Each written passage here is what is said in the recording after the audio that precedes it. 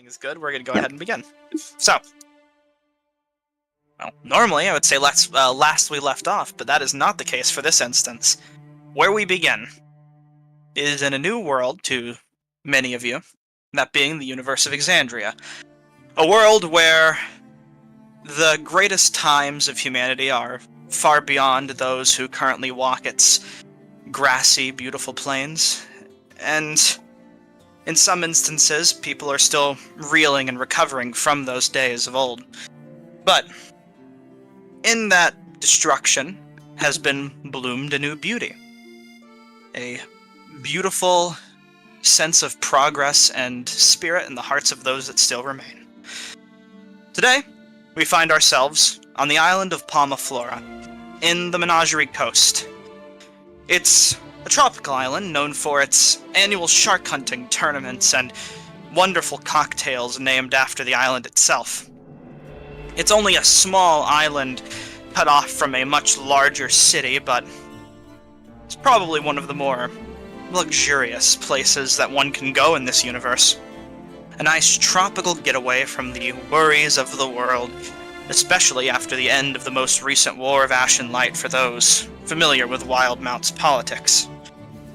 Regardless, before we handle introducing the island and showing you your new stomping grounds for the foreseeable future, we begin with individuals. Specifically, we start on a creaking ship in the middle of the Lucidian Ocean, sailing from Port Nicodranus to the island of Palmaflora, and soon to arrive in only a handful of days. This ship is of decently high quality, a well-protected merchant vessel by the Clovis Concord. Many mercenaries line it, and sitting on the top deck, currently looking out into open water, we start with you, Fenzira. Yo. As it's been a long time, a very long time, where your adrenaline's pumped and your heart's raced as you've been running from what's been after you. But for the first time, you're no longer in foreign lands. You're in familiar and comfortable territories, the waters of your own homeland where you grew up. You finally feel like for but a moment you can rest, and for you, night's soon to come.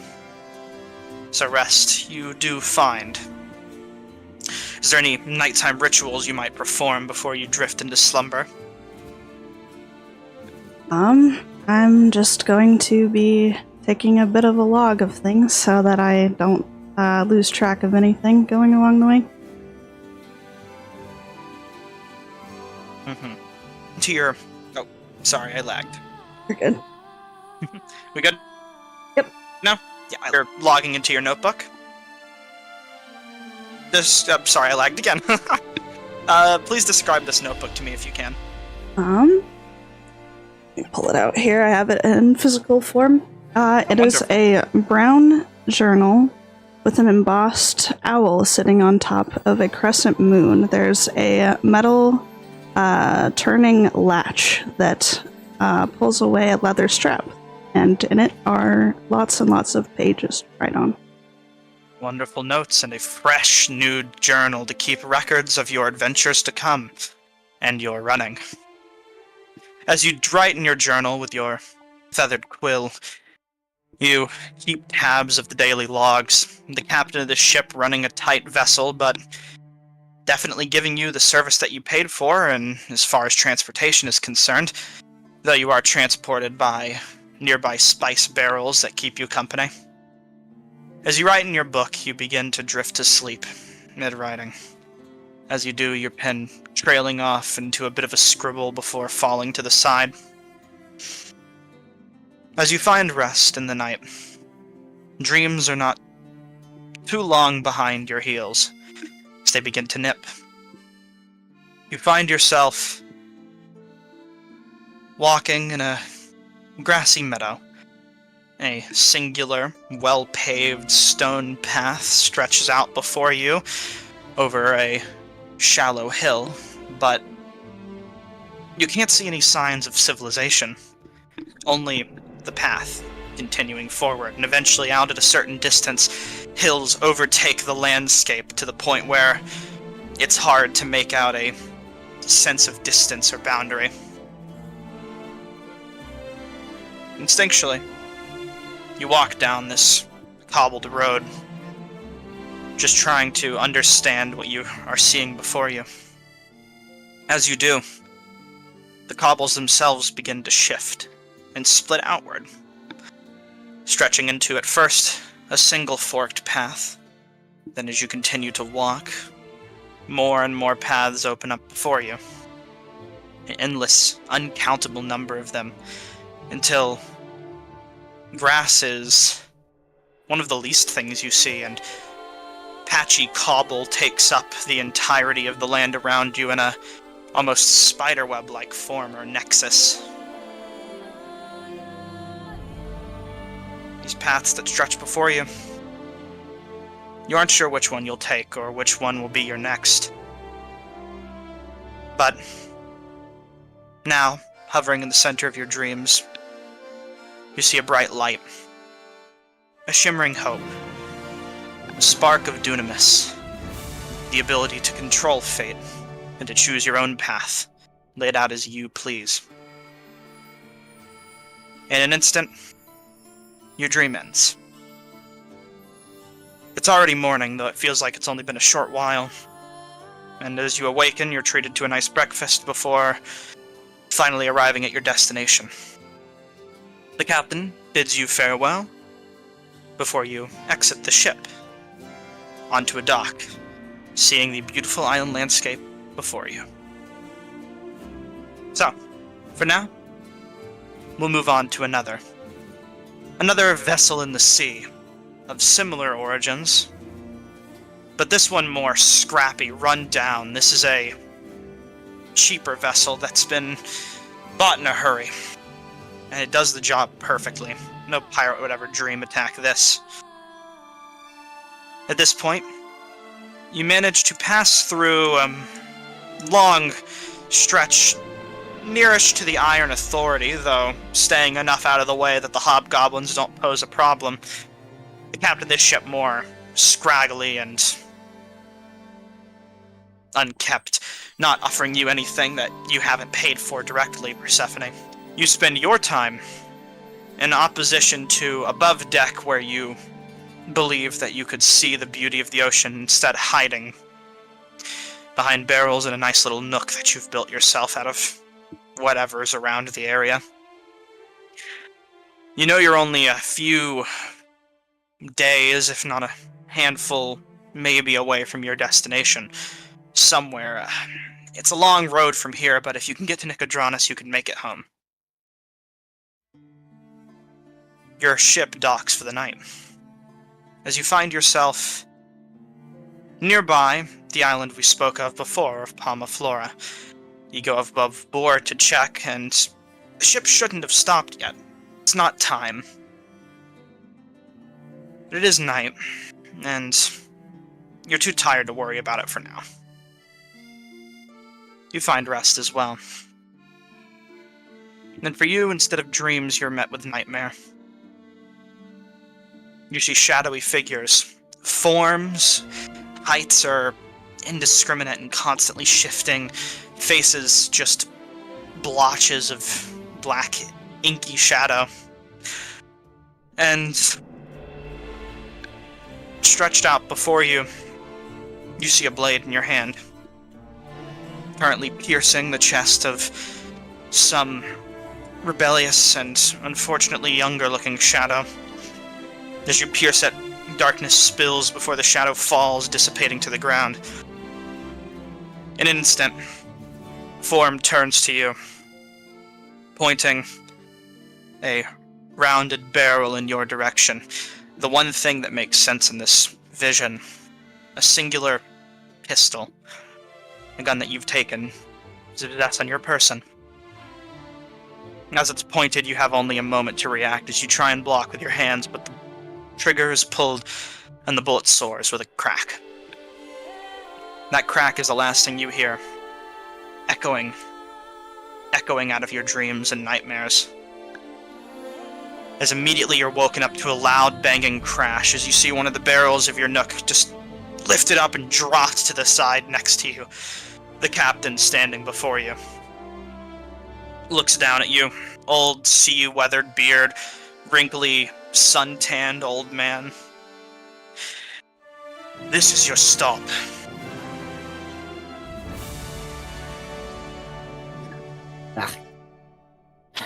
We're not even at Nicodranus yet. It's not what we agreed on. Right. Well, if you want to make it to Nicodranus, that'll be another 15 gold. I thought we agreed on 30 for the full trip. Revelry's scouting the waters nearby. There's a new hazard pay that needs to be taken care of before we can continue to carry you. Look, 10 is all I have left, and that's going to make the journey home very difficult. That's all I can give you. How much do you show? 10. Looks you over.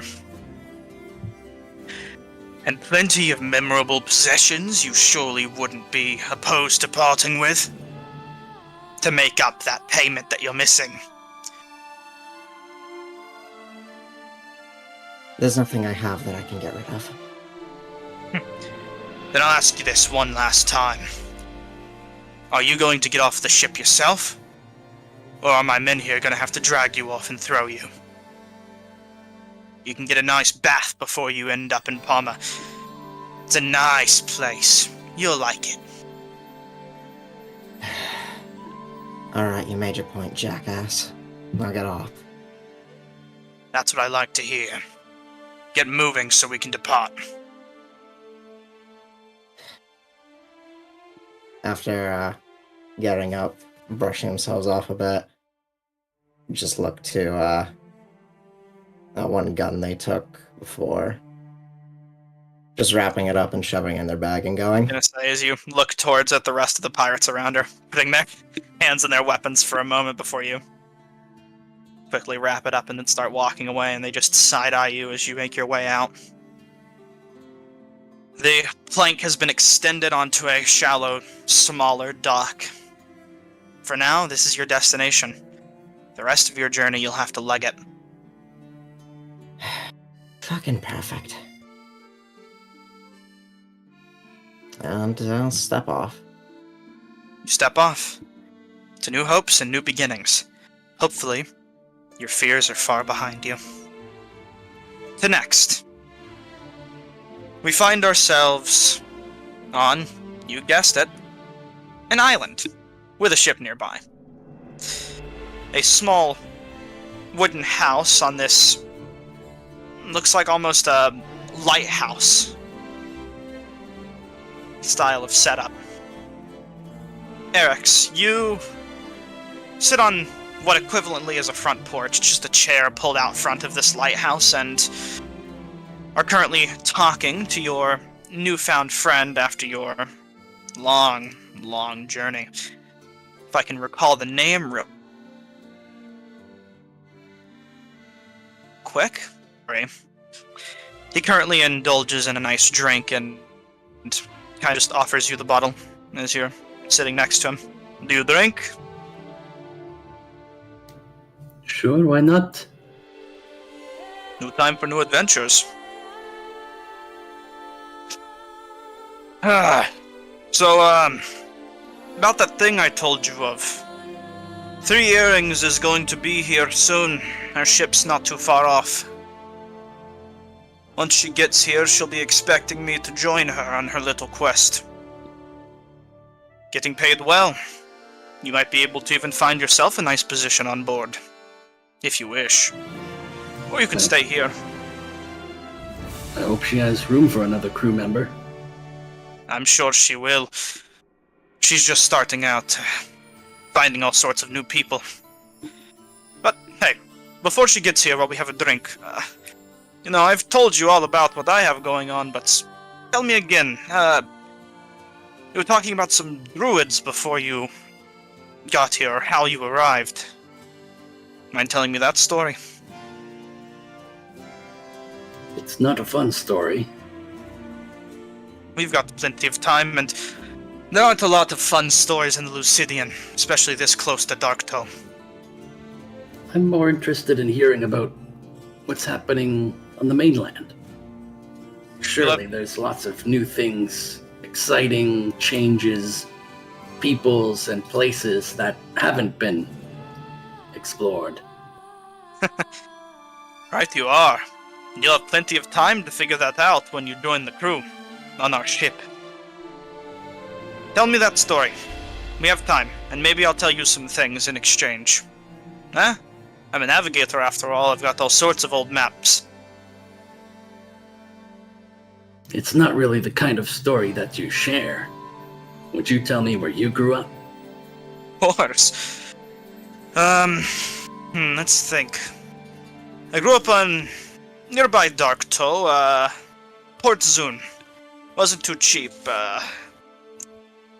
lifestyle-wise. Things weren't great, but I had plenty of time to invest in hobbies of mapping the place out. Eventually, my talents were noticed by the Revelry, the old group of pirates over on Darktoe. Took me in, and I basically grew up there.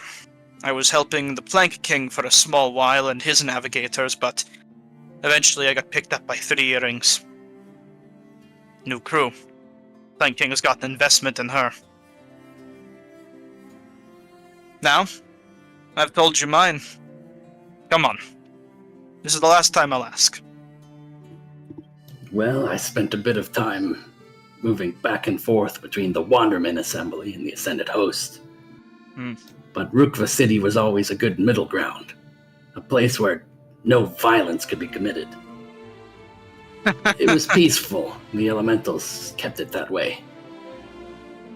And when I wasn't getting up to trouble, I was able to turn a little bit of a profit selling salvage to whoever would pay the most.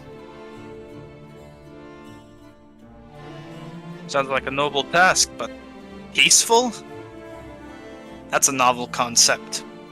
The Druids kept the peace. The Gaudrashari. It's why I originally joined up with them. I've heard something like that before. The Shari sounds familiar, but I've never heard that. What's the deal with that?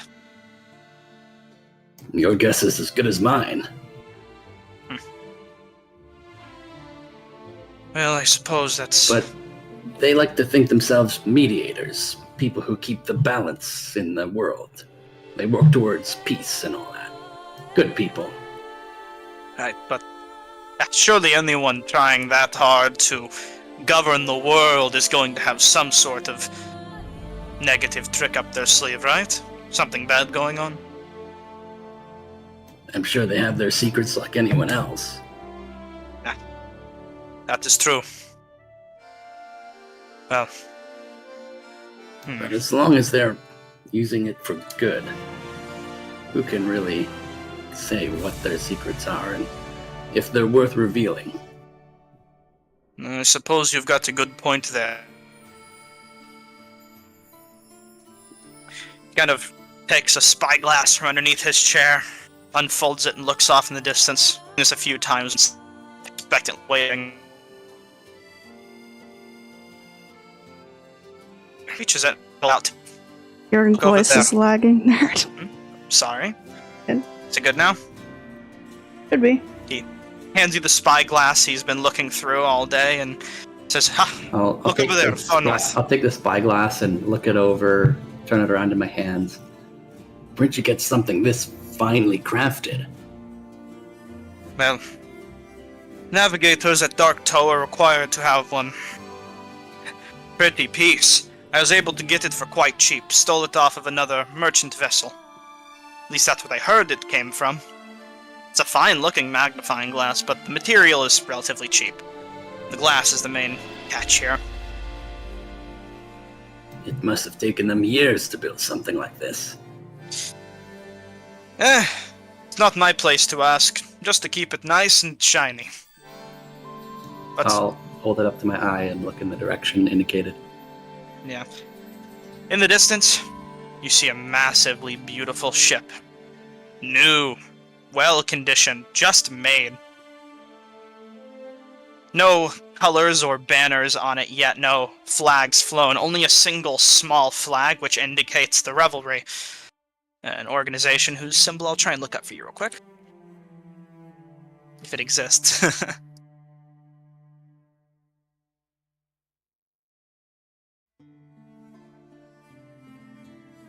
The symbol itself seems to be a well-uniformed rock in the middle of a sea with the waves splashing against it, and two long sabers clashed overhead. One I'll go ahead and post an OOC for interest.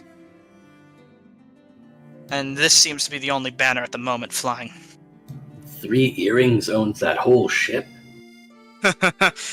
Like I told you, she's got big plans, and the Plank King, newly instated, has some investment in her.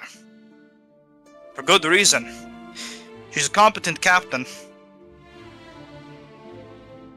We'll make good money working with her. And, hey, shouldn't even have to rob any merchant vessels to do it. That sounds good to me. Exactly. Well, she'll be getting here soon. Go get your things out of the building if you can. Grab my stuff too while you're at it. I have to finish this bottle. Will do. Make sure to grab my maps of the menagerie.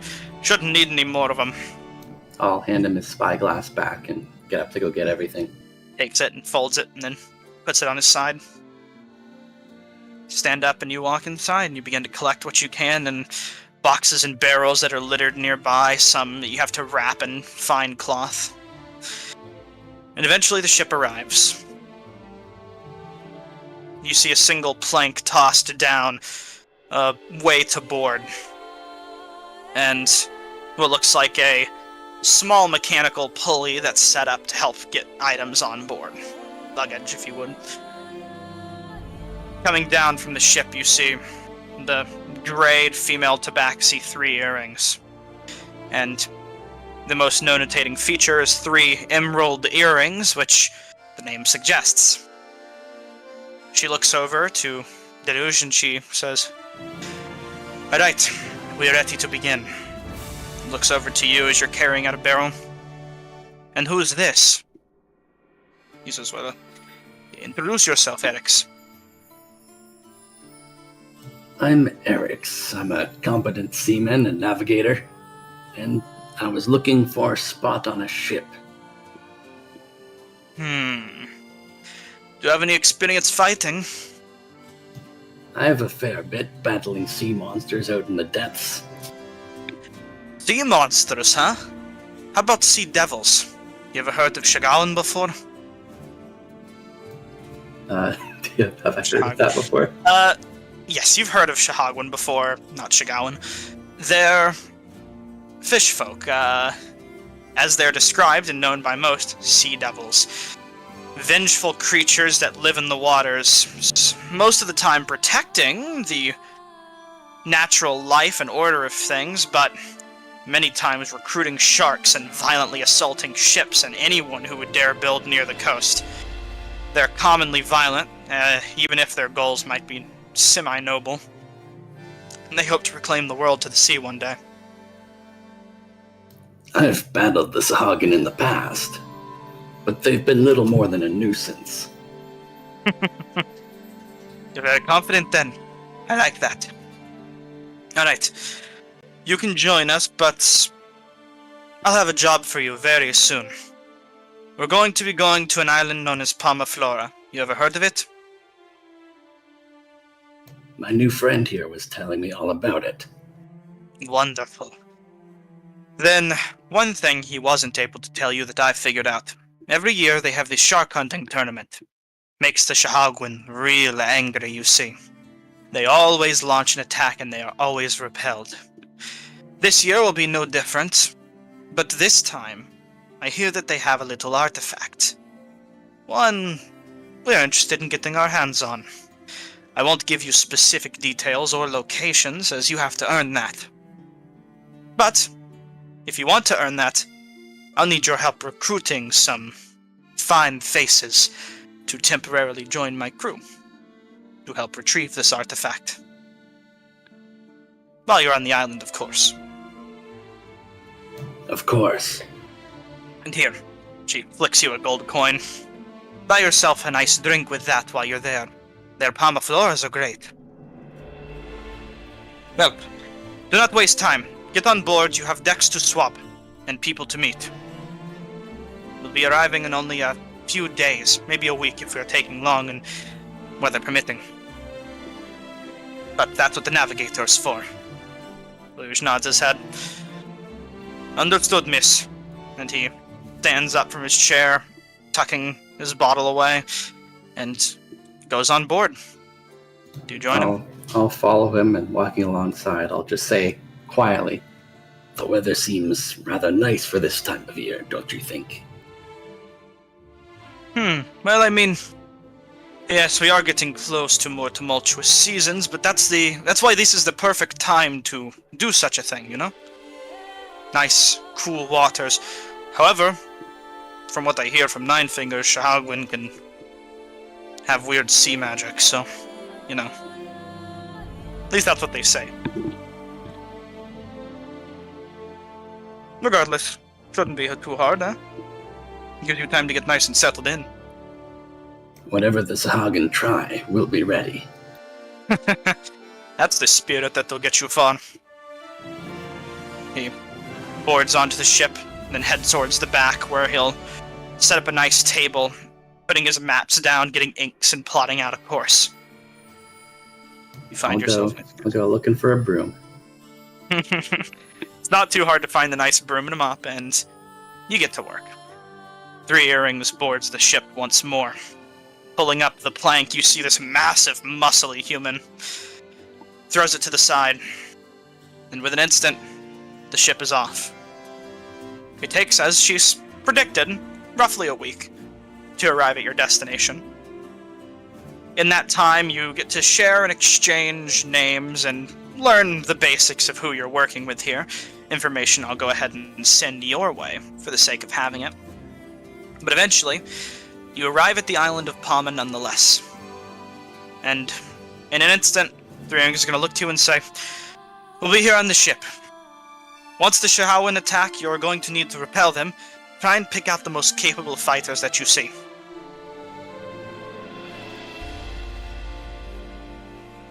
What do you look for in a good crew member?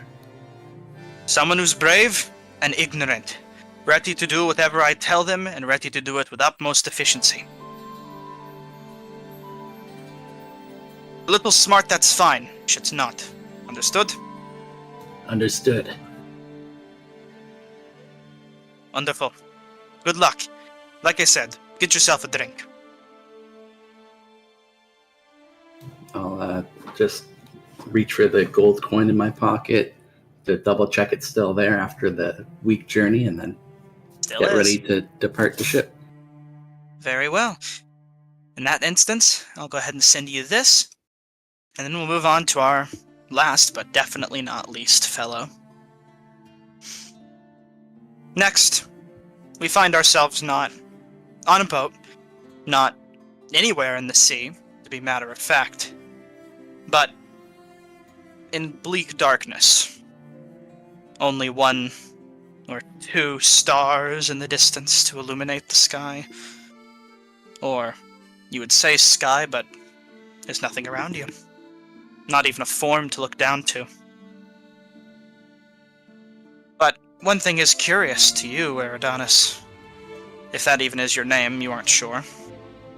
These memories that are returning to you, they are unfamiliar and exciting.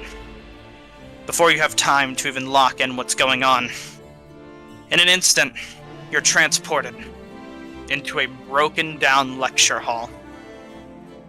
It's small and quaint, almost like some sort of secret club to study and understand.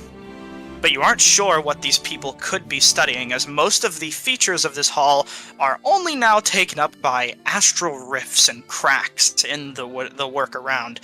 You have to watch your step on occasion not to fall careening into whatever astral sea lands below, and now looking down at yourself, you can see a form, a body. And in your head, memories, loose understandings begin to you, as if being fresh. Furthermore, once you actually take the time to look up, you see around you a shadowy council.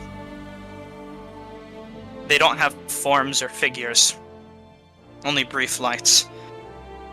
Numerically, you only see 5 at the moment that stand, one standing right in the center at the most forward lecture pedestal. They all seem to be looking in your direction. You see 2 white dots where eyes should be and no face for a mouth to be on. Or no place where a mouth is, rather. You look up towards them. They meet your gaze, and what do you do or say?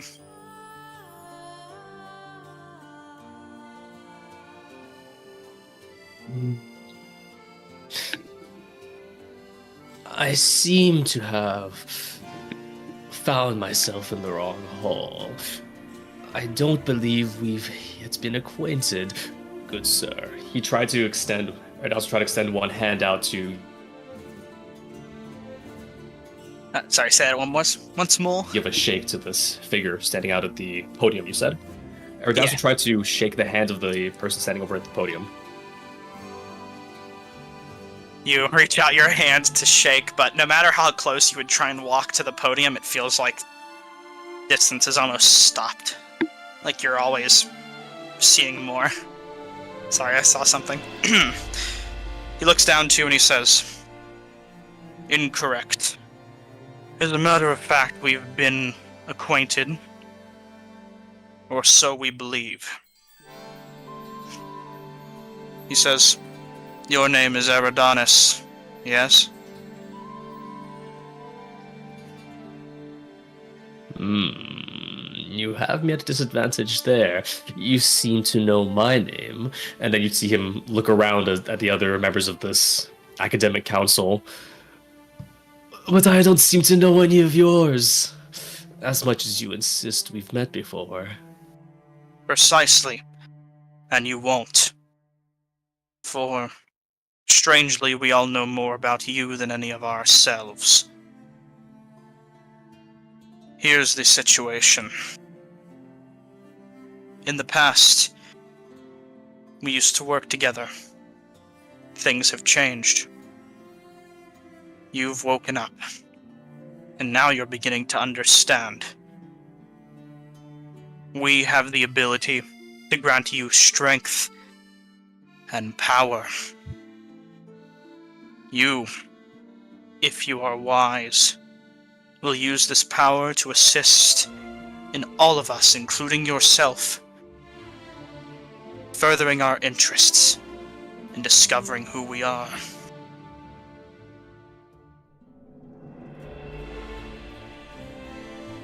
If you want to learn anything about who you are, you'll help us.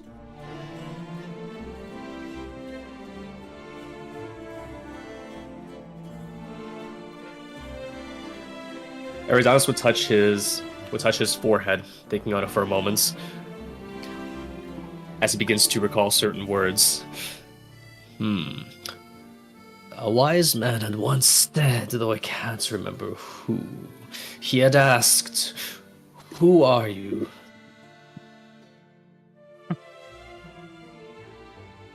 We didn't. I accept. If only to figure out and fill in mine own memories. And as you do, I'm sure you'll come to understand our goals better, and share your findings with us in this lecture hall, which we will return you to whenever we feel necessary. But, as you said, we are no longer in times of wise men. Anything you might know might have changed. Time is endless, after all, and it keeps pushing forward. You watch him raise his hand forward, almost like he's getting ready to shake, but it goes past that, sort of a gesture into the air. As it does, you see on the back of his forearm what looks like a single glowing star shining in this black nothingness. The rest of the council raises in retort. As they do, out of the astral void rift before you that stands right in front of you, you see a single glowing crystal sphere that rises. As it does, moving stars seem to shift on its interior. It's black for a moment before shining bright, then dimming to a comfortable level, and it floats in front of you within an arm's reach.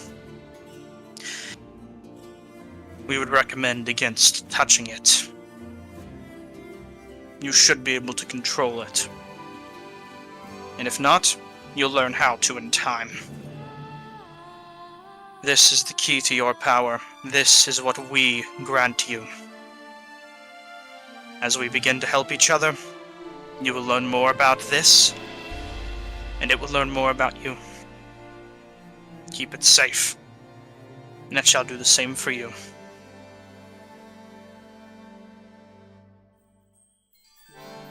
Now, it's almost time for you to awaken. Be ready. The world is not a merciful place. Look for its grandest libraries and greatest scholars. There, you will learn about a time long gone, where gods reaped the world and mortal hubris caused cities to fall. This is where your journey can begin. But do not rush, as hastiness will lead to a quick death. Understood, student?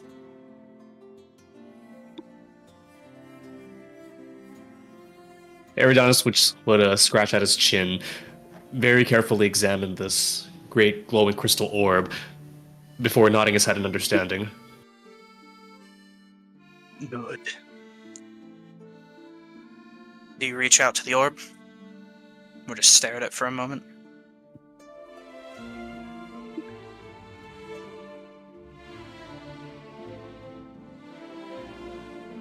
Hello? Yep. You cut out for a sec. My apologies. Do you reach out for the orb, or do you just stare at it for a moment? I would absolutely reach out towards it while whispering to myself. The majesty of the great sea, given form. It's beautiful, as you say. You almost accidentally touch it while you're reaching in for the first time, and it burns just even getting slightly close to it. But eventually it floats, hovering a foot above your hand, following you. You feel like you can move it with your mind. And as you grab it, the council members you look back up are no longer there, all faded, gone. And the lecture hall around you begins to crumble to pieces. You try and find footing on stable ground, but eventually you realize there's no hope. You surrender and fall into the void, darkness overtaking your view. And in an instance, as time feels rather irrelevant in this shift, you find yourself in a glass container? The orb not in your hand as it was before, you and your form loosely dressed, but not as well as you would hope, with only a wooden mask at your side. Half of one. I try to look around the container more, try to get a feel for where I am. If there's any kind of ceiling or cover in front of me, I try to smack on it. Try to push it loose, perhaps. Dark. That's for sure. But as you try and look around to take it in, you see a different display piece next to you, a small crystal orb similar to the one you saw before. The very same, but slightly less grandiose in its magnificence than what was in that lecture hall.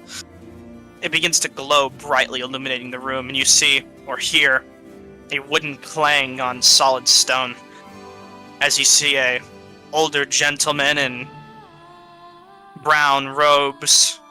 They look decent, but it's obvious to you that this is a janitor, after you see him drop a bucket of water as well alongside his mop. Looks to you. The glass shatters, held momentarily before falling.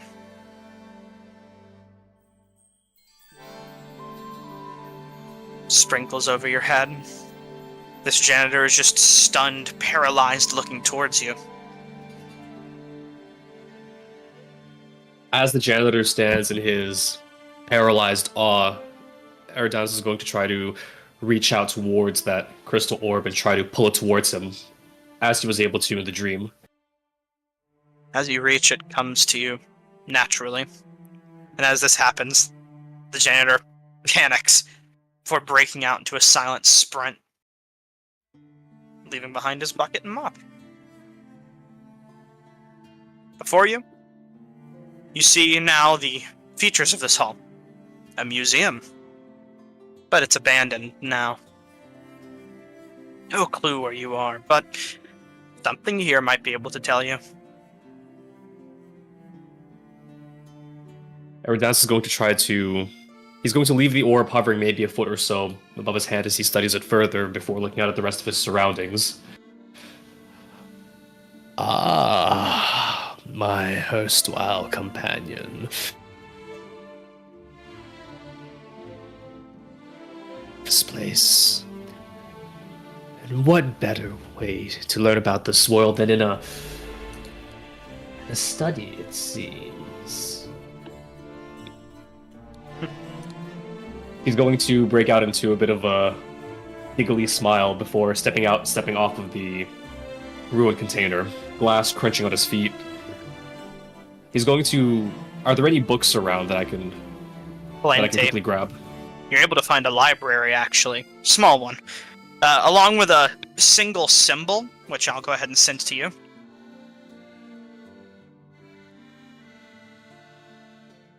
Privately.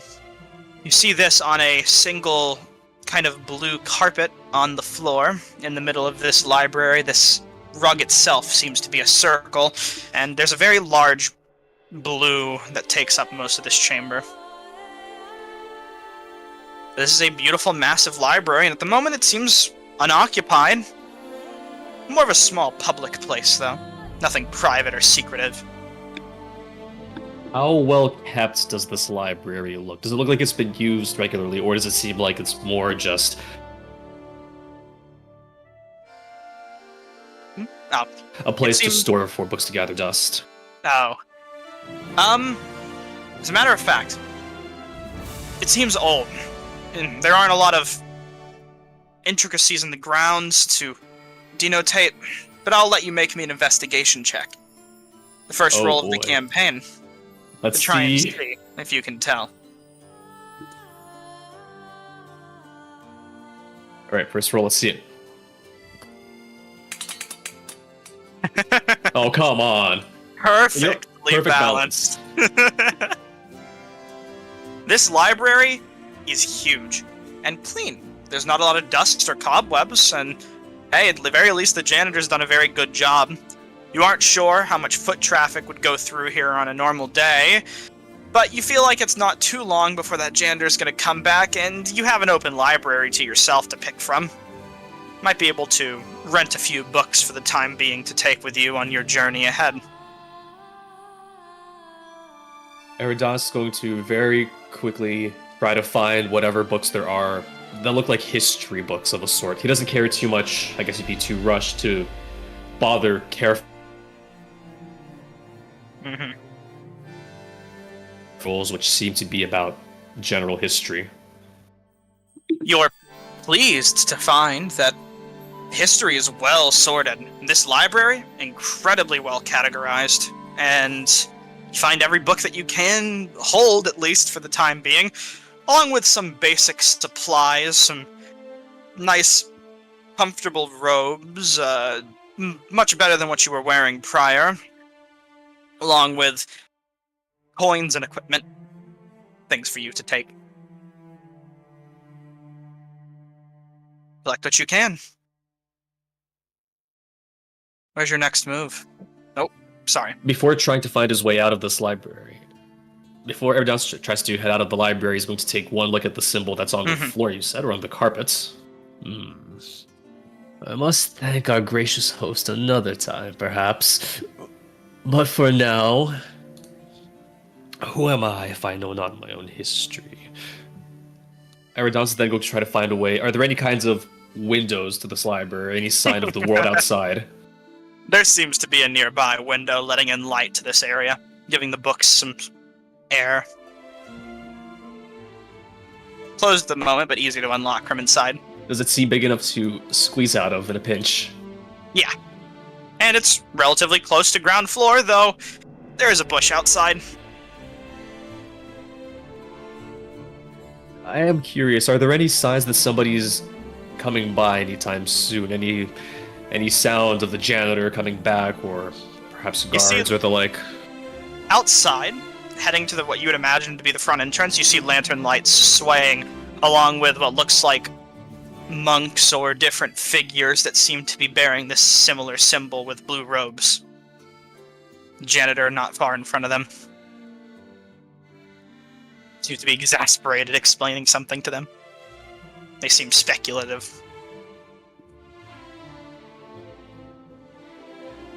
Oh boy. Okay then. I might regret this later on. So I'm seeing this out of the window. Yes.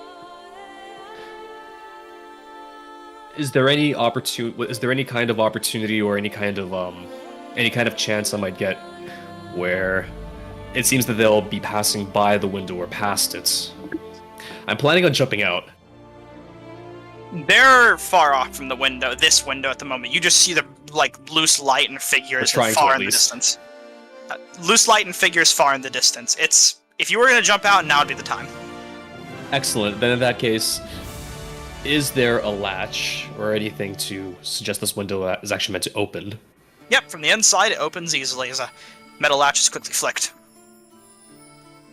Alright, Aerodon's is going to click open the latch, secure his backpack and his pouch filled with books. He's going to take one look out at the night sky above, and then down at the bush. It's a fall, but a small one. Slipping out. You know the bush will break it. No. You slip out, land in the bush. Coat's dirtied a bit, but you brush off the leaves. You make a break for it. 100%.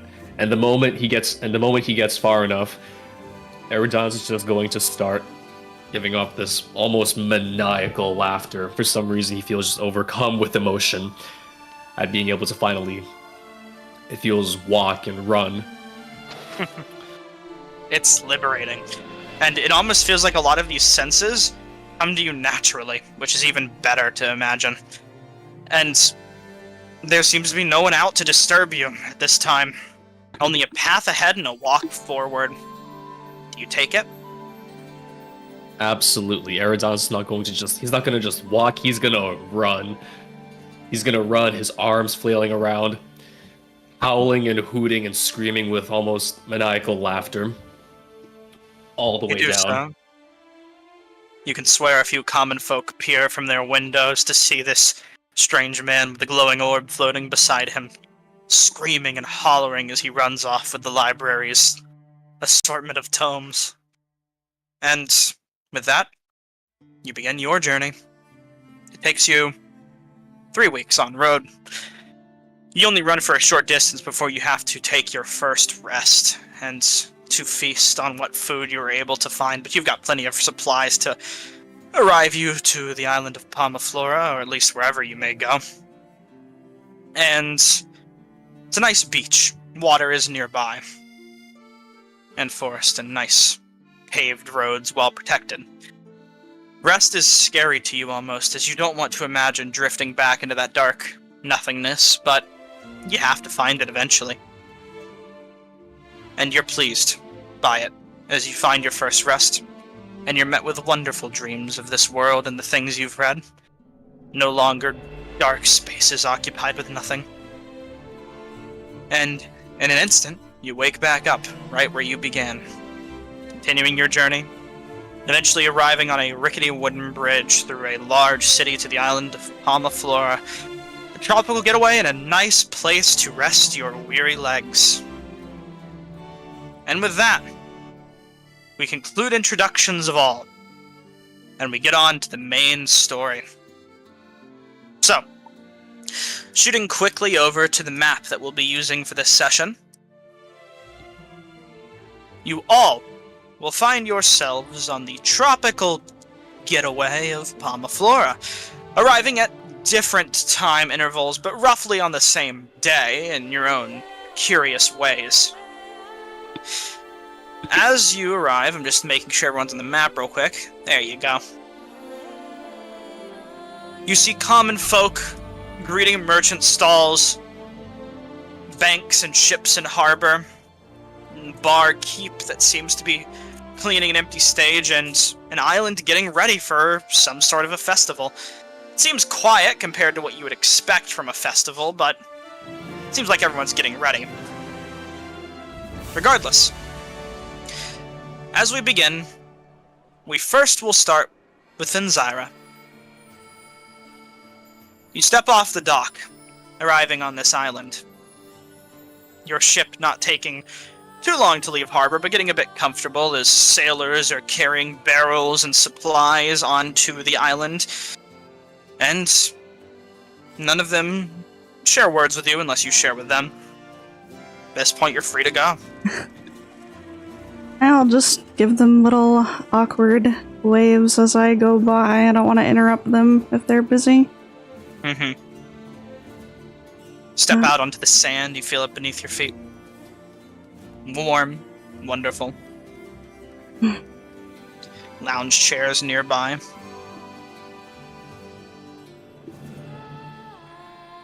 Reminds me of home, but not quite. I'm just keep going.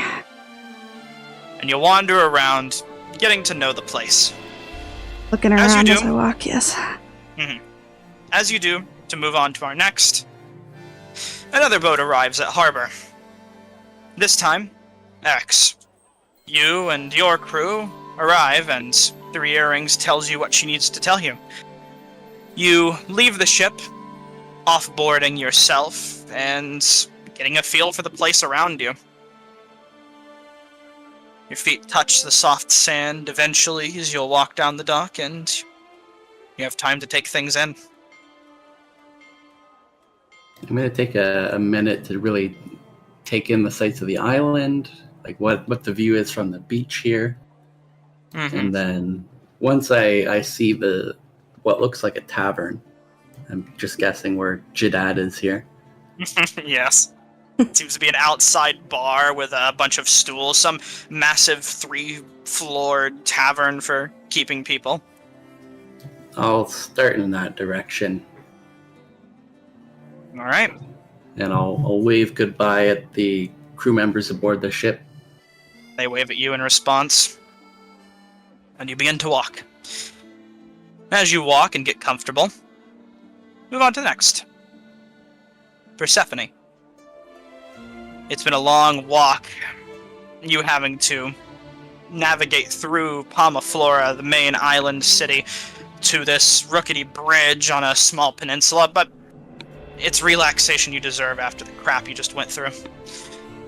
Walking over this bridge, you can see merchant stalls out ahead of you, and a bunch of people walking about them. Just bag strung over my shoulder, my hand just kind of above my eyes, trying to block out the sun a bit, walking across the bridge. I'm gonna stop at, like, the first open stall. Mm-hmm. Seems to be a blue-topped stall. Merchants all occupy them, but they don't seem to have anything out on display. Like, they're all getting set up and ready, but none of them have anything out for show. But there's someone there that looks you over as you walk by. Hey, random question. Where can I get work around here? That's an interesting question indeed. Got a little stuck. I see. Well, there's plenty of people setting up for the festival you might be able to make yourself busy about, but if you want to meet interesting people for jobs that look suited for someone of your like, more rough and tough, go see Jadad at the bar down south. Might be able to find someone there. That's where Glad you know newcomers that. tend to flock. Bar down south? Thanks. I'll just keep on going. Oh, of course. You walk off. As you move to the middle, you see a massive statue of what looks like some highest deity, a war god known as the Storm Lord, seems to be grasping a massive lightning bolt in one hand up to the sky, faceless, looking up towards the sea. And a few folk around. You get comfortable, and you make your way. And last but not least, once more, Eridanis. Eventually your gleeful running becomes a stall, as you realize you're going to have to find somewhere to read these books of yours.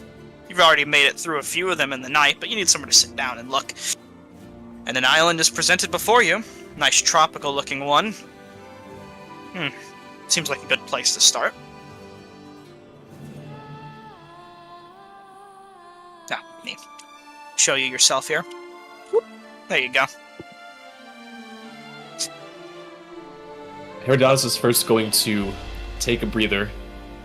I'm first going to take a breather, realizing that having basically run or jogged for almost 3 days, realizing that he's very much not designed for this kind of existence. And with that, after trying to bring himself to get moving again, Eridanis is going to take a cursory look over at the island that sits before him, seeing the gigantic statue. And you said there was... Go on. Is it events? Oh, sorry, say that one more time. You said that the merchants here seem to be setting up for some kind of an event, preparing their stalls, but not selling just yet, correct? Yeah. You don't see any posters set up that would show off what kind of event, but it seems like people are getting ready. As you begin to walk down the dock, you see the orb floating next to you. Kind of just as you start to casually walk, it just dims, not to a concerning level where you're thinking it's starting to die or anything, but the heat from it starts to become a nice gentle warmth, and it flies over to you and just rests calmly, as if positioning itself in a nice, more comfortable walking position, rather than its excited jog. At this point, you're able to hold it in your hand without error, without issue. I think for now, I'd like to store away the orb inside my backpack or my pouch, just to keep it out of the way and out of sight. You're able to do it with ease, keeping it nice and tucked with your books. A safe area. Seems rather durable, too. As you walk up to one of the merchant stalls, one of the common folk nearby is just going to approach you, seeing you come in. Oh, sorry. You approach one of the merchant stalls. One of the common folk walks up to you. Do you have your wooden mask on? I think for now he'd keep on everything that he had requisitioned from the museum. This, at least if it being on your person, this commoner will just kind of walk up to you. Seems like he has some sort of wooden mask in his hand. He just kind of approaches and says, "Hello, welcome to Palmaflora. You don't seem from around here."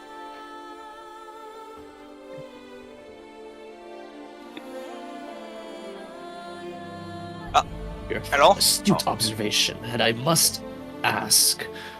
It seems to be people here are setting up for some kind of an event. Oh yeah, the annual shark hunting tournament's coming around. Mercenaries should be here in a few days to keep everything safe too.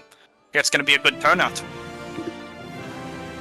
Ah, shark hunting. Do tell. You hunt sharks. Fishers line up on the shore and toss harpoons into water. Some of them have special techniques that they've developed themselves to get ready for it, but a different reason for coming here. See the little mask you have? Here, why not swap it or take something more festive? On me. He kind of holds out a wooden tiki mask to you. Eridanis is going to with genuine curiosity, examine the tiki mask, and then slap it on. There you go. On top of the existing mask. Oh, I suppose that works. It's colorful and festive. He says, that will help you blend in a lot more. Well, welcome to the island once more. If you want to learn more about the tournament, you can go and speak with Jadad over by the bar. It's a nice place. Get yourself a nice drink. Queen's water is my favorite.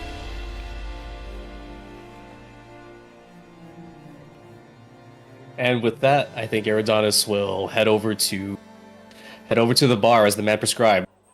All right.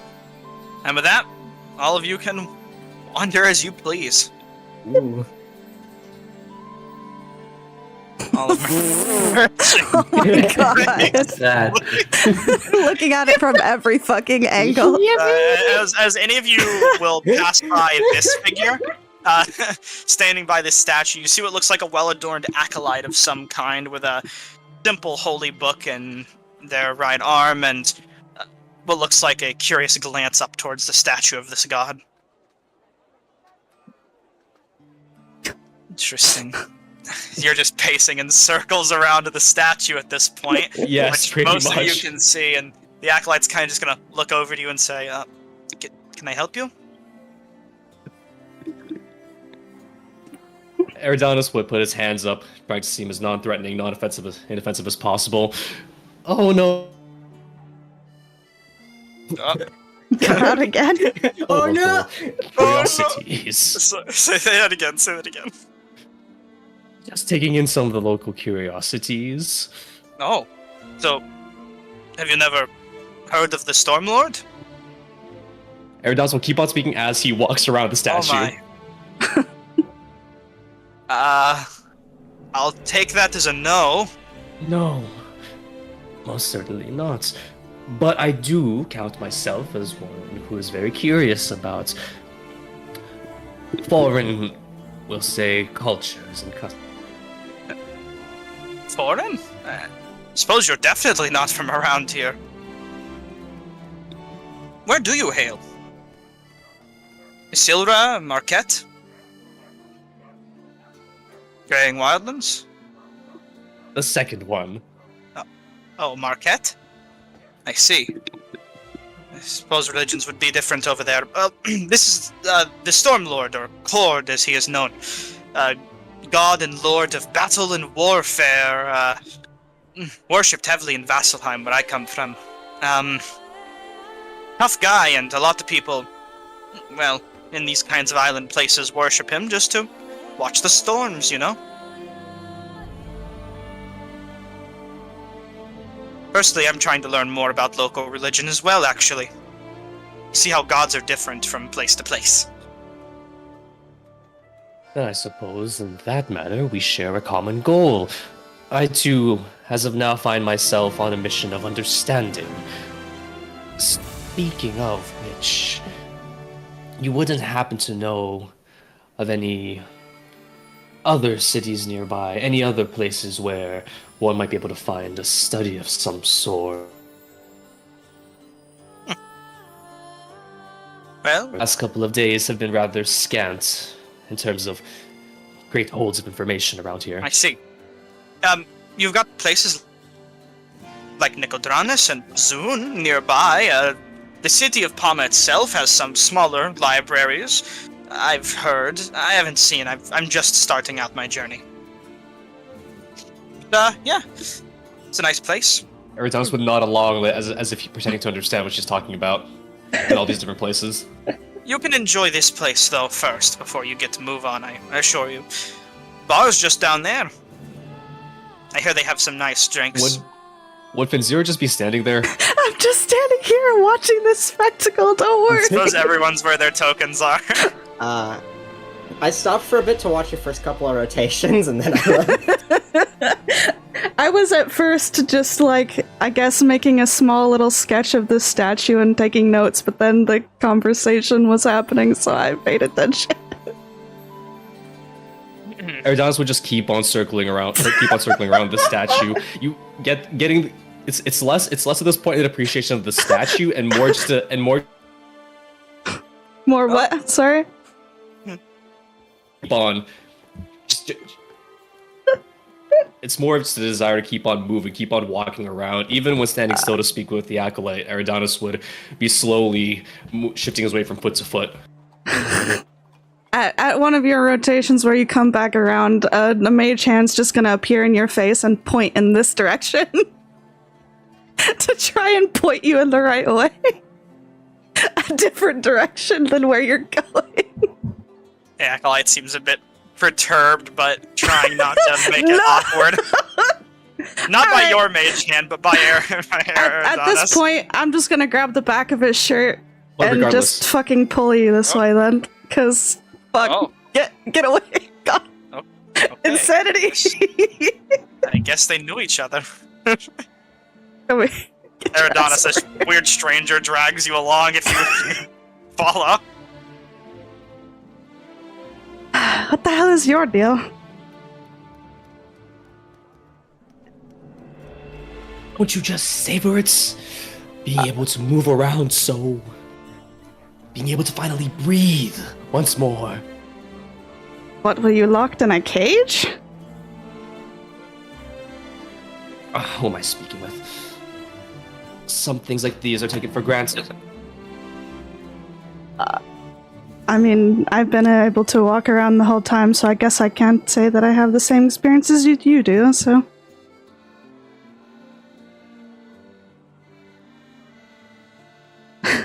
Who would Eridanos exactly be looking at before he continues his rambling? A description of yourself. Bar the art, any physical notations you wish to make. My hair is brown with like auburn tips, kind of curly and wavy. These clothes are much fancier than I suppose their locals around here would have. And there's a leather bag strapped over their shoulder. They seem to be pretty well put together. Far better put together than Eridanos. With that, however, he noticing, I suppose, the strangers more their better off appearance. Eridanos would ask,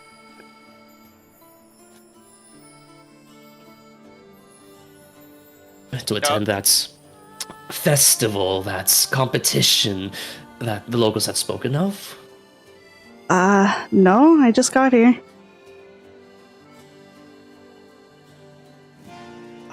Another newcomer. Eridanos is going to look up at one of the palm trees, trying to look for any kind of a sign, any kind of an aberration in the leaves.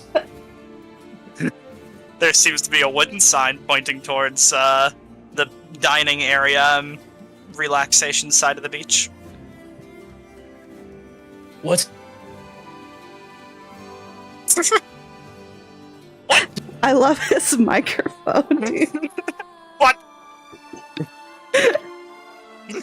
You're saying though, Eridanos? I must ask. I'm afraid I haven't exactly caught your name, and it is important. So tell me, what do you call yourself? He wouldn't be looking at you, Fencer. He'd still be looking up at the palm trees and at the sign. You could just call me Fen if you want. It's easier. Fen.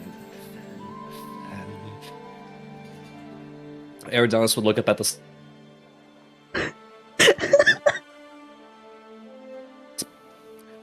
Yes. There. Can you see it? He's going to point up at one of the leaves. Look at the leaf. Perplexed. What am I looking at? Nice palm leaves. Can you see it? I see the leaf, yes. Can you see the letter in it, though? No. F must be for Fencer. Oh. Such has fate guided me. Well...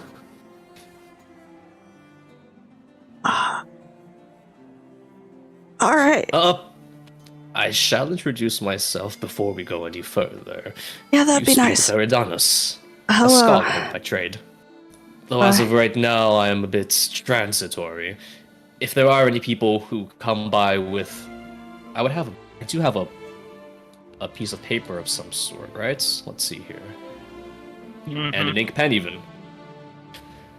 And I do have a spare... Yes. Taking out a piece of parchment and the ink pen, Eridanos is going to very hastily try to scribble on an approximation of that symbol here. Oh, the symbol from the library? It's seen on the carpeted floor. Oh, And then show it to, yeah, the symbol in the library. Then show it to Fenzira. Zira. Oh, yep. Zara, the symbol that you see, I'll go ahead and post in chat. I need you to make me a history check with advantage Ooh, history. before I post it, because it's going to be pretty obvious, potentially. All right, I got What'd you get? very high. 24. Ooh. Wonderful. This is the symbol of the Cobalt Soul Library. You know this to be an organization of monks that collect information and generally try and keep peace where they can. They are known to worship Ayun, the Knowing Mother, and their libraries are some of the finest in the world. But you would know that from your time spent in the capital city of the Dodalian Empire, that I believe Rexentrum, that they're in recent years getting much more involved in politics than many would like. Eridanus would try to search Fenzira for any kind. Well, you're getting robbed.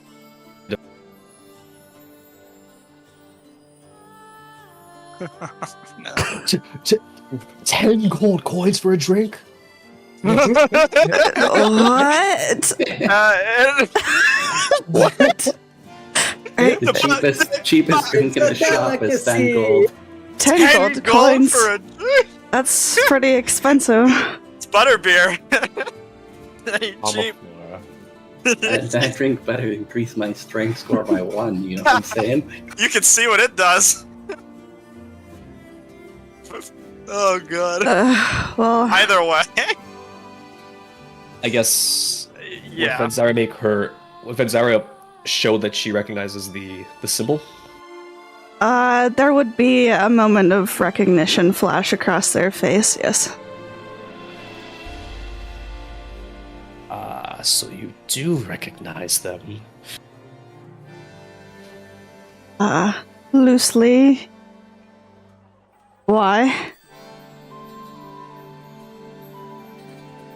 Never mind you that. Eridanus is going to stick that parchment deep back. The bar, just shoving past Fenzira, while muttering to himself, "F in the leaves." That's mean.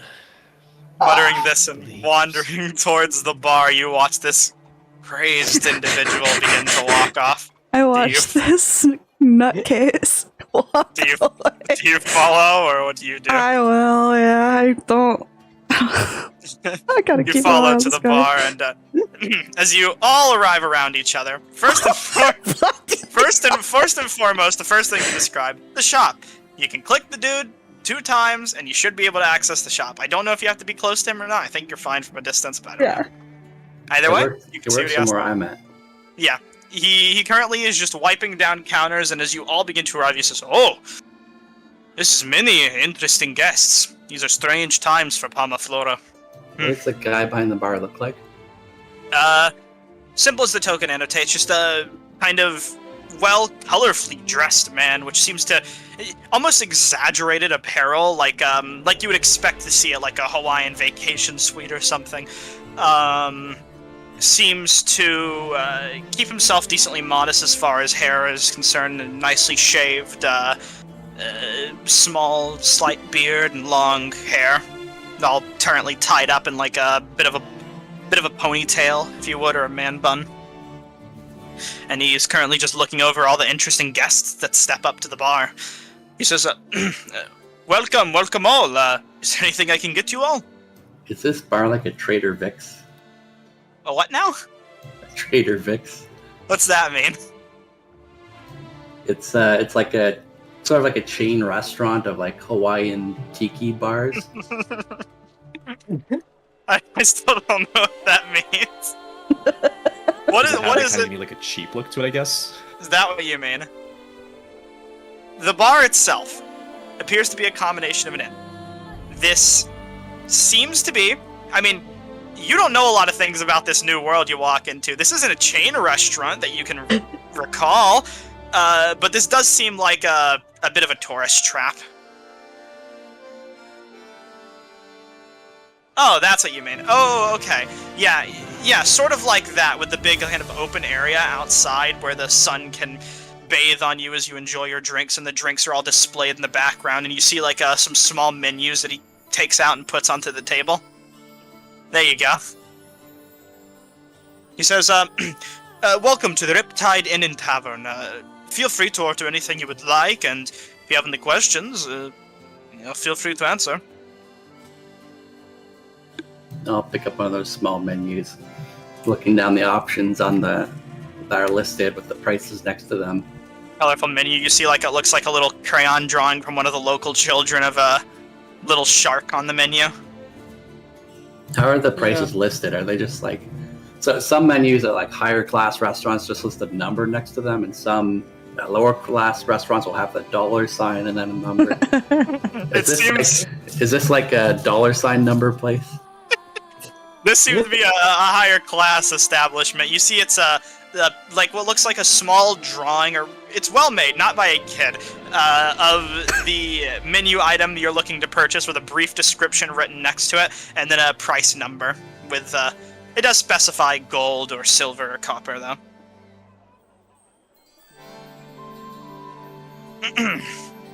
How do we are we able to actually buy things here? There's a trade menu. You can see it. Double click his Let's token. say what you want to buy before you buy it, though. You need to assign an actor to a user. Oh, did I not do that? there we are. Yeah, there we are. Okay. Yeah. No. Just sitting Oh, there there we and are. taking off the jacket. Yeah, just alcohol, whatever the cheapest thing you have is. I'm a little tight on cash. We have Pomifloras for 10 gold. Cheaper. I can give you a small shot of it. Nothing crazy. It's not really the full experience, but 5 Works for gold. me. Sure, Right. that's fine. He'll hand that to you, and you don't need to purchase any items off the menu from the shopkeeper. Just remove 5 gold Adonis from your will inventory. Also grab a little menu. Keep in mind that you don't confer any benefits from drinking this in this state. Just a nice drink. Perfectly fine. Eric has been here for a few minutes before everyone else arrived, and Yeah. like I feel like he's still looking through the menu, just like haphazardly glancing at the options, putting it down, sipping the water that he ordered 5 minutes ago. Water seems free.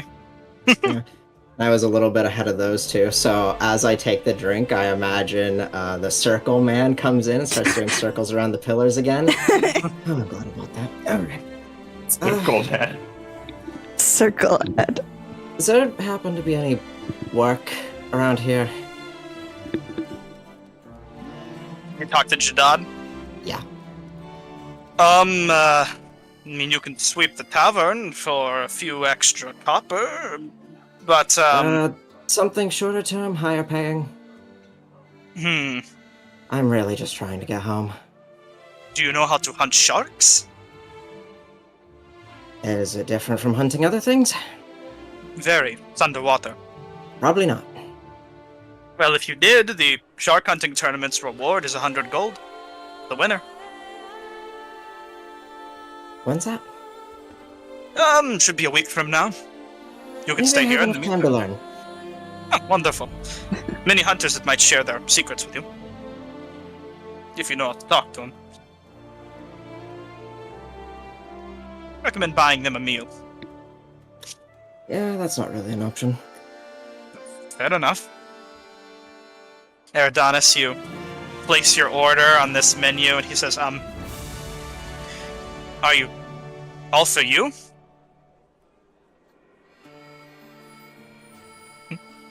Hello? Eridanis would give an excited nod. Understood. You're cleaning up the menu a bit. Here, before you make this, does anyone else want plantain cup, or can this man buy it all? I mean, if he wants to share, he could buy it all. Are you interested in sharing?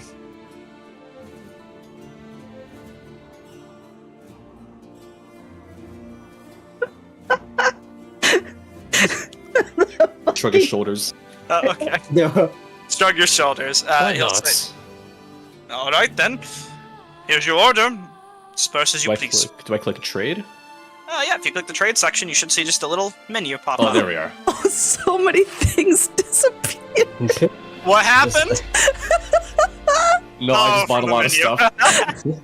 stuff. Yeah, he cleans out most of the menu, and Jadad tries to keep at least one of everything still in stock, bar the plantain cup, since you agreed to share. Oh my But you fucking can buy God. all. You can buy all those and decide who you want to give those to. Jesus Christ. He took so many things. Eridanus is going to eat until he feels. Okay. Eridanus is going to eat until he feels almost sick, until he can't eat anymore. We're talking a ravenous kind of hunger. Jadad says, "Jeez, So, he'll look towards you, Eric's first, since you're more in the corner of the bar. He'll say, you were the first to show up here. Why not? Tell everyone here where you're from. Start some stories, yeah? Is that what people normally do at bars? No, but it's a vacation, you know? And you all look like colorful people. Why not share some stories? And tell you what, if you do, I'll give you a discount on a drink.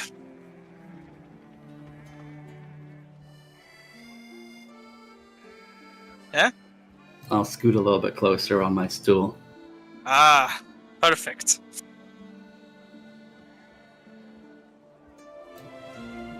I'm from the city. Ah, the city. The big one with lots of people. Oh, And Nicodemus? I've come here on a vacation. And I'm looking forward to the shark hunting tournament. Wonderful to hear. We don't see any people like yourself around here. It's a wonderful new thing. Well, they say the Sahagin are in season. Oh. Oh, are you one of the mercenaries? Yes.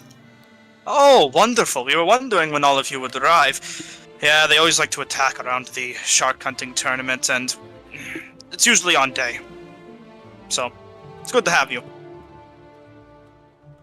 What about the rest of you? Yes. Oh, okay. Well, Eridanus would simply, for the time being, would remain silent. He's using both of his hands to eat different foods. Plus, you'd see one of the, we'll say, you see one of the plantain cups also hovering in the air as if held up by an invisible hand. After seeing you look over to that side of the table for stories, turn your head to see him just chowing down with two hands. Alright, that's me then. Not much to say. Just got back from Taldore. Jackass of a captain dumped me here, even though I agreed to pay him the 30 up front for the entire round trip. So I'm stuck here for until I have money.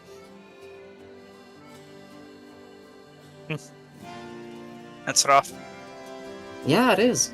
But you said there was going to be mercenaries in town, right? You don't think they'd be willing to pick up another? Maybe when they arrive. Should be You're some part of people. them, right? Willing to take on another person? Are you a competent fighter? I sure as hell hope so. Then you know your way around a sword or a scythe. Oh, I mean, have these for a reason. Just unhook some, put some back in.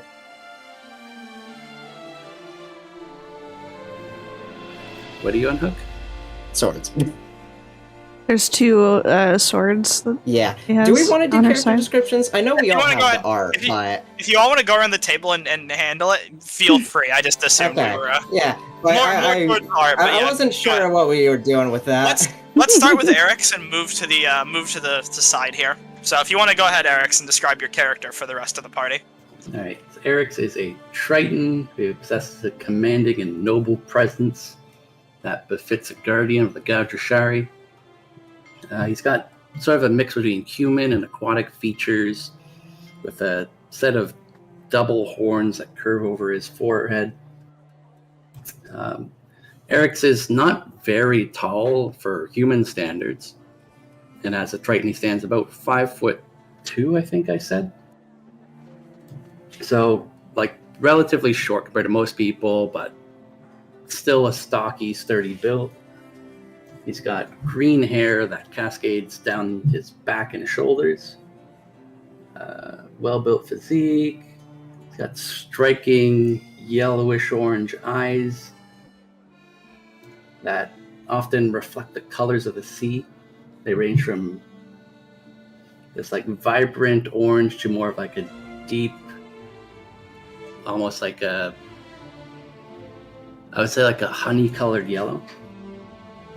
And then he's wearing a suit of armor that looks like a patchwork collection of bits of seafoam green studded leather and chainmail, all sort of stitched together like hand-stitched. It doesn't look like it's really poor craftsmanship. It just looks like it's the kind of equipment that's been used really well for probably 4 or 5 generations. And Eric's is also holding a number of weapons. He's got 2 long swords in a scabbard across his back, a couple of javelins, and a shield. And I'll leave that description there. It's decked. Next, Persephone. A description, Alright. if you would. The best parts. Alright, so Persephone is about 5'9", half-drow, long, white hair that goes into a ponytail about a little bit below the waist. Wear pretty interesting clothes. Kind of a casual sort of deal with baggy white pants and like stocky black jacket that kind of has a bit of armored plating on some of the sides. With a couple of belts holding scabbards for 2 swords. Looks like one of them's holding a decently sized crossbow. They have pretty piercing yellow eyes and a scar going over the right underneath the right eye on their face. And they're bandaged around their chest area. And I think that's good. Seem pretty laid back, casual. To go next, is it me or is it? Maybe Eridanos, for going down the line. Go for it, go for it. The human you'd see ravenously consuming all of the food as if trying to pull in all the flavors at once is a human of average height and build by human standards, 5'9" or so, looks to be in his mid-20s. You suppose the only That'll happen. Man's Eating cut out again. barehanded as well. As he's eating barehanded, you notice that he has what look to be healed burn scars on his hands, and probably around his neck where the robe kind of ends.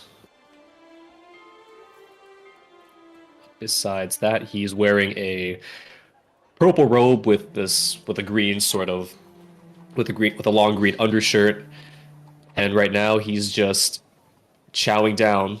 He has both masks pushed up to his forehead to allow him to eat. And as he's eating, he seems to be crying while eating. Oh. Damn. Taking in the wonders of this tropical paradise meal. Jadar just gonna look a little concerned towards him and say, "Take time to enjoy it." And next, Vinzyra, please, if you would. As earlier mentioned, the brown and auburn tipped curly hair. They have moderately tanned skin with a bunch of freckles dotting all of the visible portions at the very least. They've got a nice purple vest with some lace patterning on it, and across their chest is the leather strap of their side bag. Dangling out in front of the vest is a green gemstone necklace. Their hands have these interesting purple gloves of sorts, and in almost a, precautionary way, they have leather knee pads and steel-toed boots.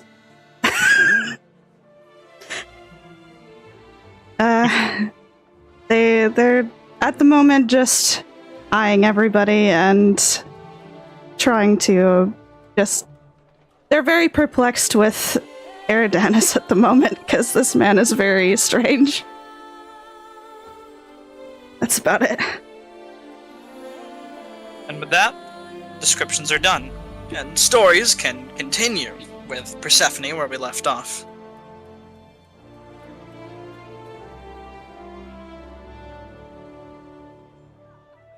Hello? Bonjour. There you are. Really, Hello? Come on now, we're professionals here. We're very much professionals, yeah. Where do we leave? Right, unhook swords. Yeah, I mean, wouldn't have these if I didn't need them. So, looking to hire? Looking to you, Erix.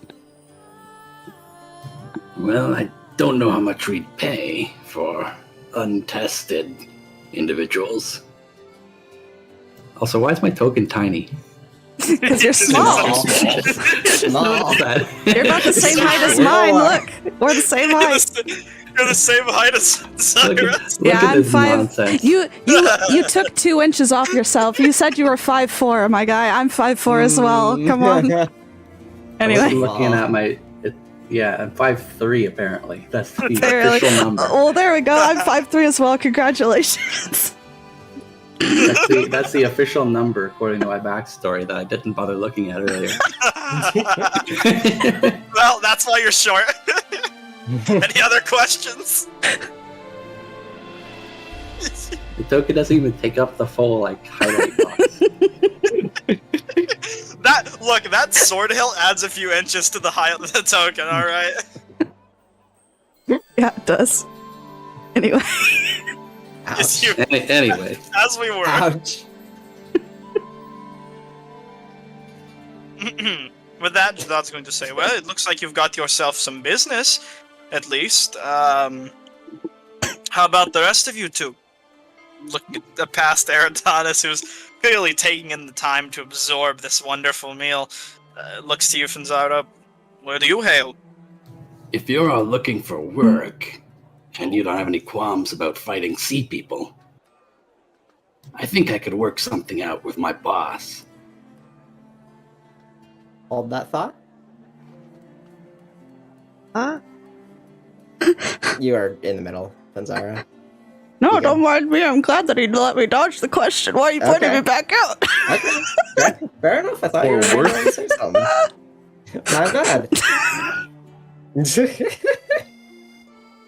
Eridanus would no perk qualms up, at I all. suppose, at Eric's words, finally wiping the tears off with a sleeve. At the mention of war, kind of finally realizing that Persephone and Eric's are actually there. He knew I was here. Bad omen. Bad omen. Good morning. Hey, effing the tree leaves. Of course you knew you were there.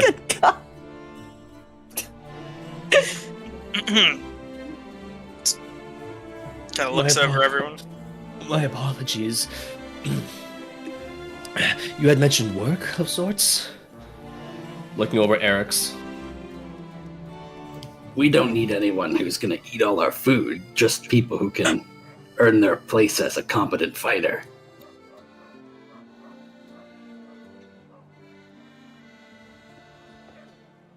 To be fair, the guy was interested in walking in circles for a little bit. I think he's just getting a bit adapted to the surroundings. Maybe don't judge a book by its cover. Hang on, I gotta read up on my. I gotta read up on some things. Wait, hold on. Hold on. Wait. In language should know, creature only knows business. Eridanus would reach out telepathically, not entirely realizing he's doing so to Eric's. Eric's, you feel a presence enter your mind.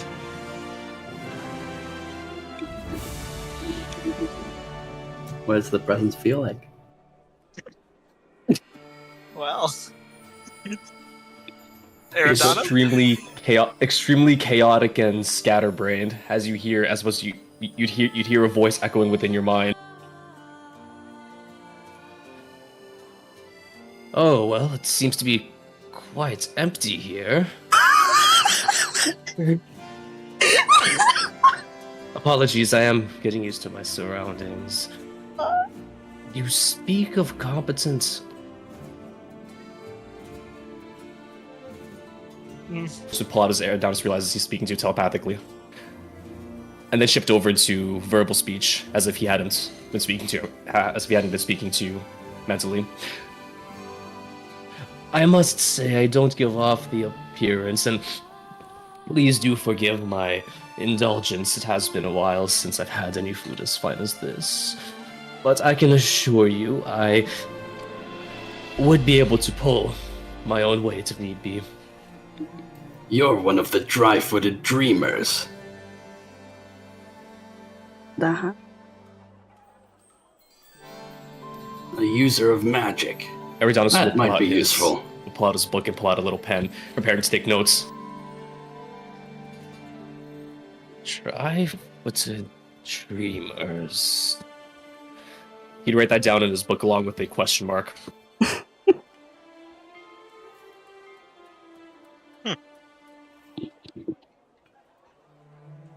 Most of the attention, much to your dismay, Venzira shifts towards you as the last person who's yet to answer. God damn it.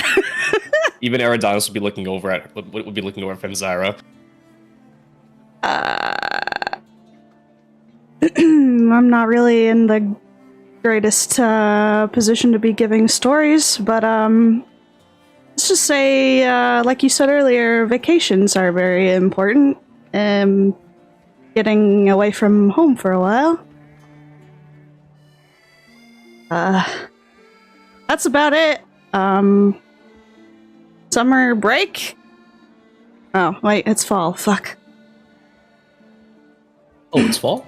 Why is it that you're running from home? Not running. Just, like I said, taking a vacation. What, I can't take a vacation? The follies of youth.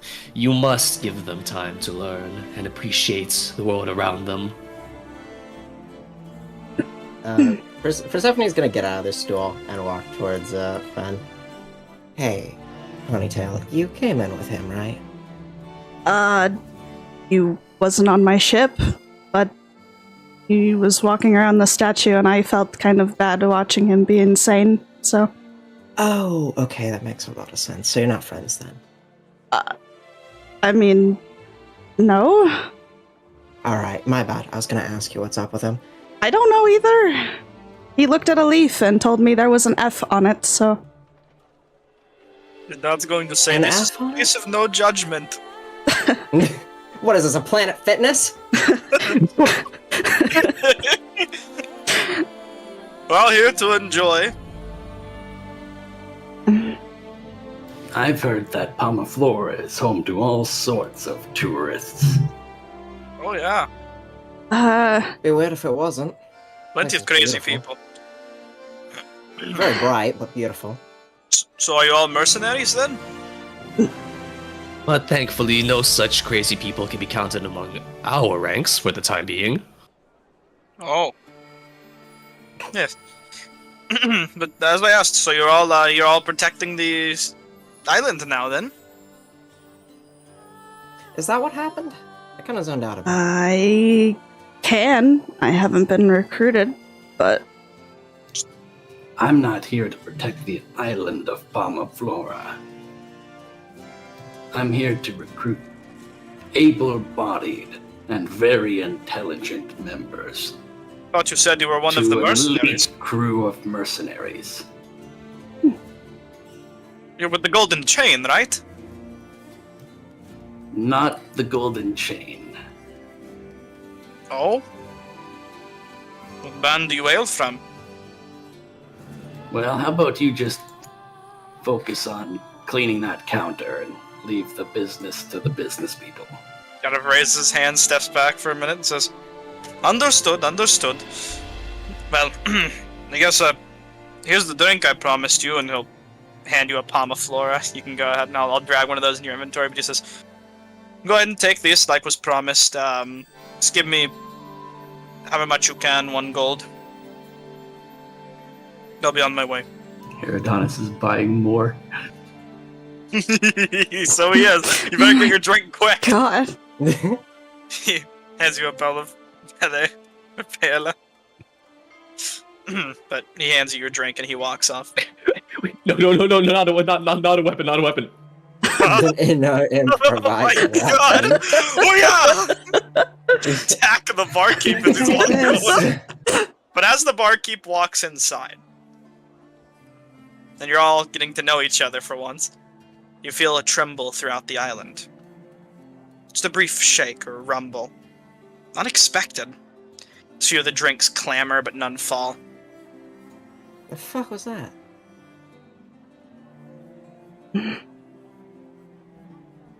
Few Well, of the those voices of you who break. want the work, I suppose you could follow me. Okay, well the terms have changed a bit. If you're not here to protect the island, what's your job then? We're here to protect the shark fishing competition from interference. Pretty sure that counts as the... Ah, You know what? Sure.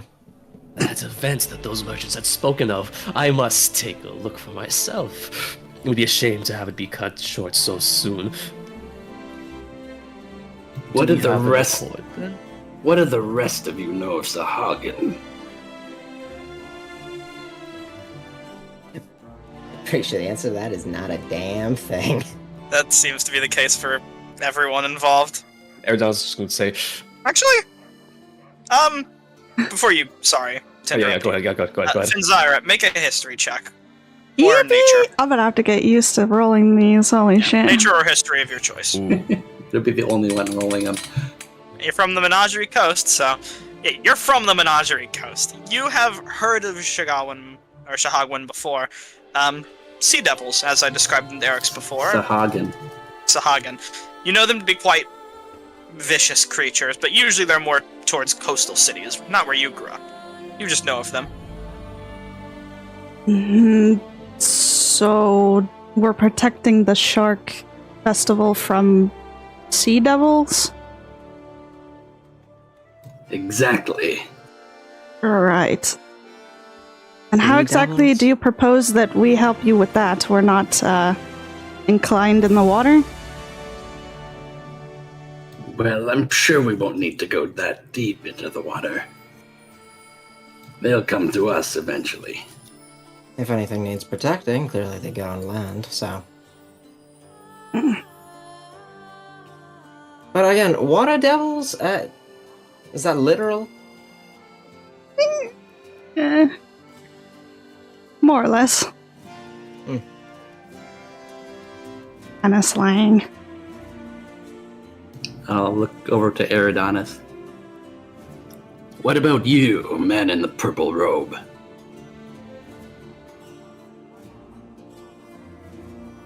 Well, delightfully, this was a test of your Oh my your knowledge. Holy shit! Oh my god, some books fell. Excellent. A You test will of also your hear a crash come reflexes. from you I will dropped hear a the crash come from orb, ah! Eridanus as he points a finger at you and all of his books come spilling out of his pouch. Ugh. Thankfully, it was a test of your knowledge, my armored mercenary friend. And then It's gonna help him put his books back in his bag. he'll take a moment before they got it. The Sahagin, yes. Terrible creatures. You sure you want this guy? I think he might be a perfect fit. What kind of fucking operation are you running? And exactly many other people offering themselves up at the moment. They left at the sight of him. Oh my god. The beach area, I see there are a bunch of benches here. Yeah. He'd want to. I'd like to slowly make my way over towards the benches, I suppose. That is where Eric seemed to be leading us, I suppose. No. Mhm. No? I was heading towards the docks. Oh, towards the Sorry. docks. Oh my god, he has to do a loop. As you start heading towards the docks, the island trembles again. The ship's almost rock in the water. Oh, You all stop for a moment. do tell me, are thing such that tremors happens, yeah? common on islands such? Mm. Tremors are very common on the islands where I am from. In an instant, you all begin to watch as the water levels start to slowly rise up further than you would expect. From the water, the waves that beat onto the shore start to pick up and grow pretty aggressive. One massive wave comes, hitting the side of the island, splashing on. As it does, you see sea people begin to attack. As there's no time for pleasantries, their assault has begun prematurely, and now, sooner than expected. So I pause the game. Let me just go ahead and show you where all the enemies are attacking from. Eat me! Some over here. Yippee. Oh boy, that's a lot. Oh no, don't worry. Some over here. Whoa, movement speed. What's that? Crabs. Gotta reveal this Big guy. crab. Guy over here. Oh, we can't even. It I can't even looks see that. Yeah. And a whole bunch of them that are crawling around in the water nearby. As you begin to feel the island tilt and quake, and almost like it's starting to tip and the ground is becoming unsteady beneath you. And people begin to scream. As they do, combat will begin. Let me go ahead and swap the music to something a little less peaceful for the time being. Less heroic. We'll see how heroic it is. Let's see. Here's the battle music. Doot. I somehow don't get the feeling this is going to be a very heroic campaign. Why does everyone keep saying that? We'll be so heroic, you guys. You're the most heroic. I hit the tokens again. Whoops. And... Oh my god. Hold on, I'm terrible. Initiative is up. Go ahead and feel free to join if you know how. Do you see what these sea people are armed with? Seems a few of them are armed with various weapons. Some seem to have what looks like nets and longbows with spears tied into their backs, and some hold their spears proudly alongside of kind of what looks like crude wooden slates that seem to work as shields. Alright, what do we do if we don't? Besides have that, to roll they for seem initiative? unarmored. You right-click your token, and then there should be like a swords crossing a shield icon. You see that? Yeah. Click that, and then click the combat tab, which is the two crossed swords on the top bar, and you should be able to roll. There you go. That's the way. Look Let me how go ahead. designed these dice. That's disgusting. What do they look like? I didn't even see them. And all common folk will attempt to roll an initiative 20, because I have a lot to track here. Oh boy. Or at least top of the round instead of initiative 20. A reef? Okay, delightful. There's a lot going on right now that I need to add to this fight, so bear with me. Jesus Christ. Oh, this is gonna As be the good. island is beginning to erupt. And you see what looks like ships getting ready to prepare and take off as the island is starting to sink. Oh, We got Island a weird mob initiative. the island. No! What? I haven't. And I never will. Why? Anyways, at top of the combat, Holy shit, it reset. There was too many dice on the screen and I had to clear them all. Brawler is at the Top of top the of the round. combat. Oh Holy my- crap. before we begin with the first set of Shahagwin, Sahagin. beginning their assault. Sahagin, thank you. Beginning their assault. Commoners will begin to flee. Run, bitch! I'm just gonna Run! drag them in various directions as I can here. Don't mind me. I'm just gonna keep playing them around. These guys are having a great go at it. Doot. Doot. Doot. And doot. And this guy's gonna go over here. Alright, cool. Now, we can begin.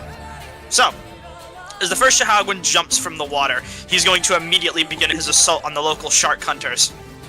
They seem tough. You think they have this under control. But you'll have to see after the first set of attacks. These Shahagwin look violent. Natural 20.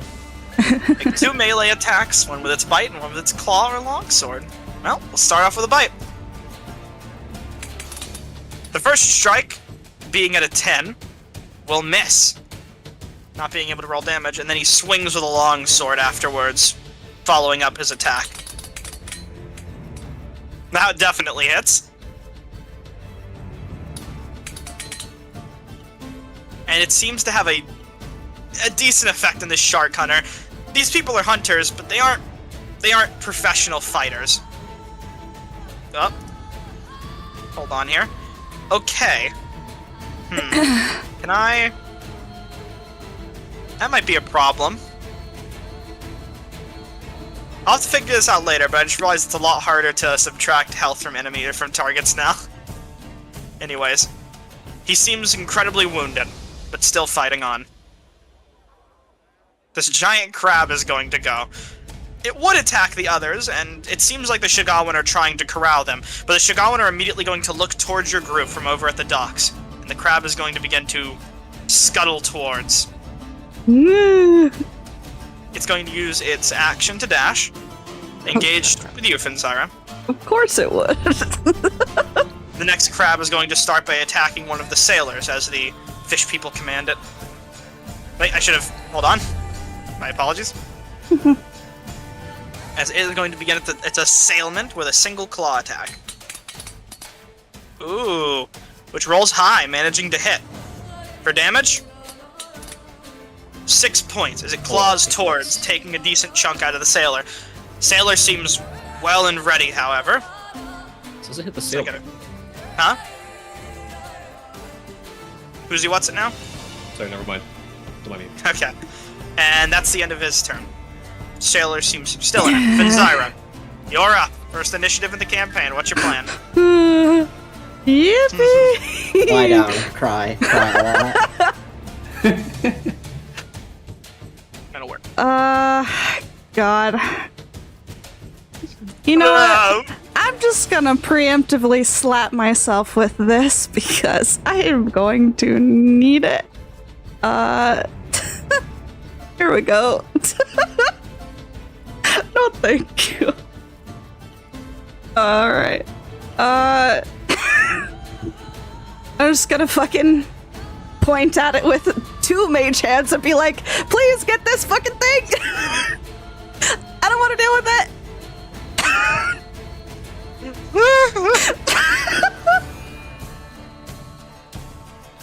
God forbid. Regardless, next is the reef shark. I need my fucking mage armor. You don't gotta worry about what this shark is currently up to. Oh god. It's biting somebody. That'll hit, alright. Oh god. First casualty of the campaign. Well, he's fucking dead. So you can't see what's happening, so there's no need to describe it. You know, you should Anyways. have known better than to go swimming during a shark catching competition. Well, the sharks are First up is the Sahagwin Brawler, who is going to immediately begin to approach your group. Using his action to dash. Coming in, he's going to growl with a wicked fury before ending his turn. Oh god. The first sailor is going to go. Being attacked by the crab, he is going to retaliate.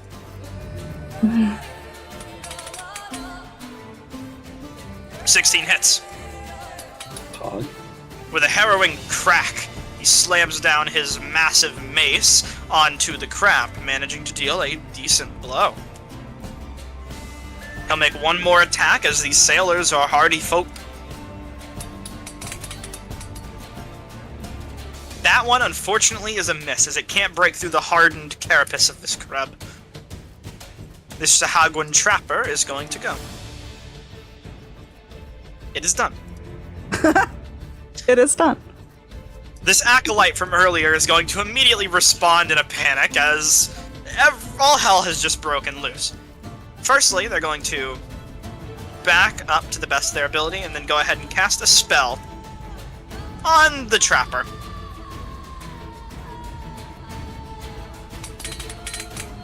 Which, as a matter of fact, to redo their movement, first, 5 damage. Sahagwan needs to make a save to see if it succeeds. Ooh, it does not, by a significant portion, and will be taking that damage. -5, enter.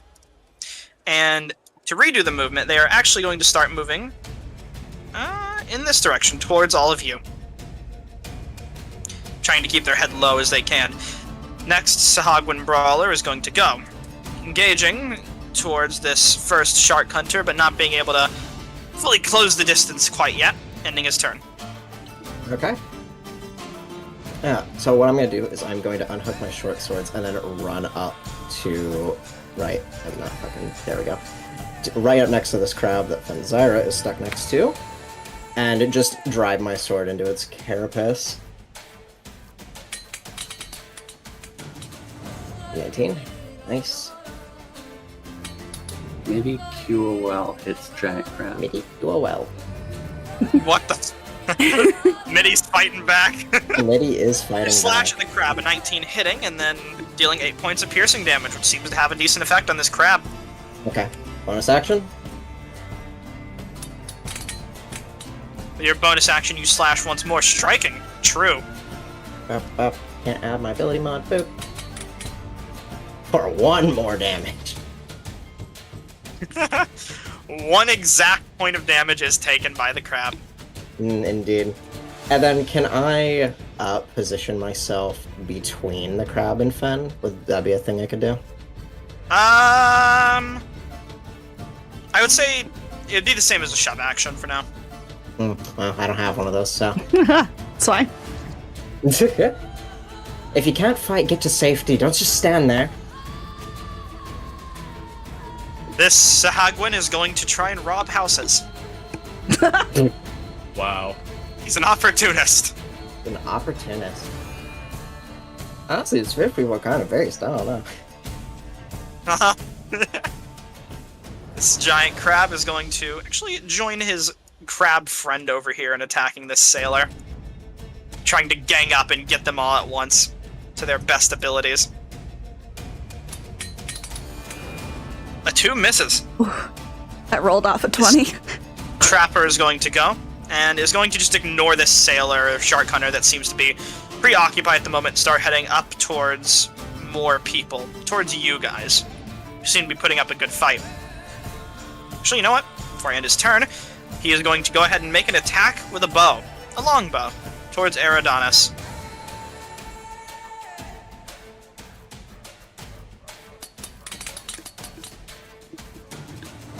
Eridanis, 16 hit. Ooh, I believe it says it does right fortunately there, it actually. does. With a 16 hitting, an arrow, crooked and what looks like sharpened and just soaking wet, strikes you and might leave an infection if you're not careful.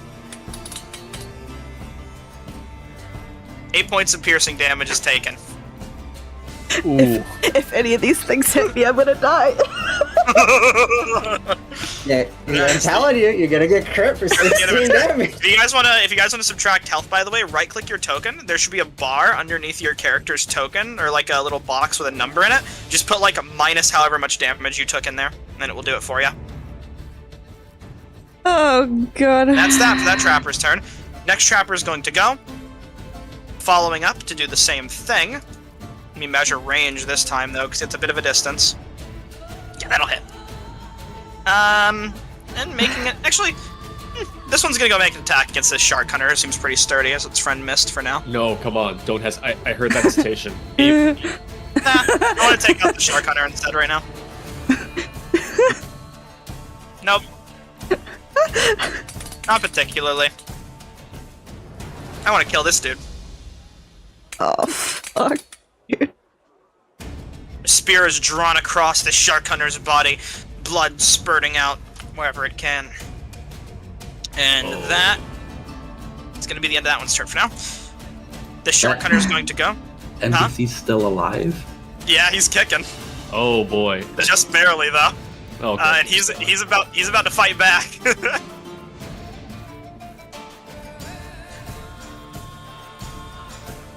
Making an attack against the trapper that just struck him. He hits! Striking with his spear.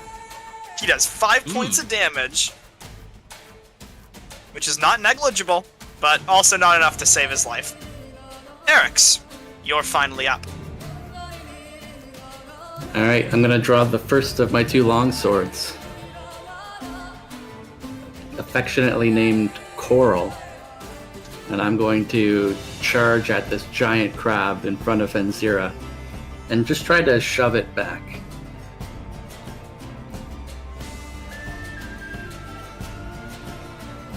Sorry, you were saying? You're gonna shove the crab back to help your friend? Yep. Alrighty. Shove action. I believe that's a contest, right? So I'm going to attempt Yes. to make an attack roll and then use the depth charge ability. Oh, that ability.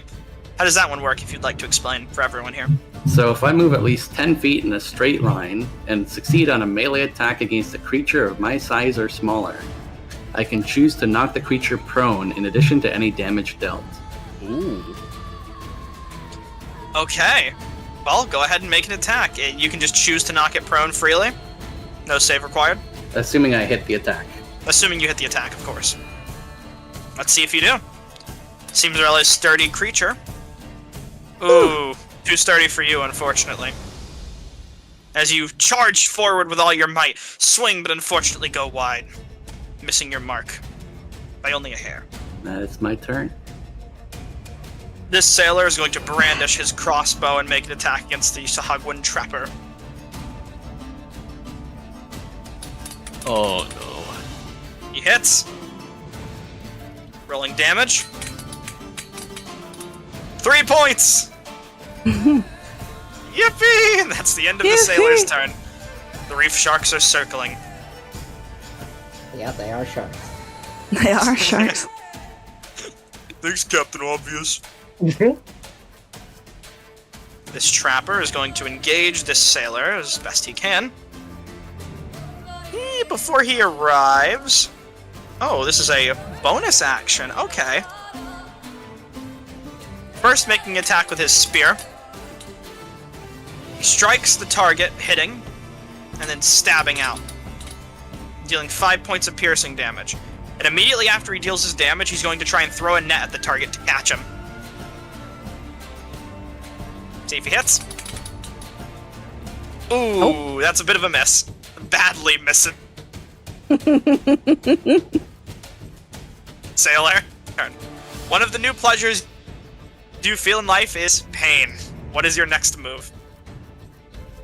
Well, I have an arrow sticking out of my leg. Not very good. Now how do I pronounce this? Take a look again. So the Sahagin. I recall. Yes? Sorry, say it again. Your voice cut a little bit. The Sahagin that's over here next to Eric's is uninjured. Right? Yes, seemingly.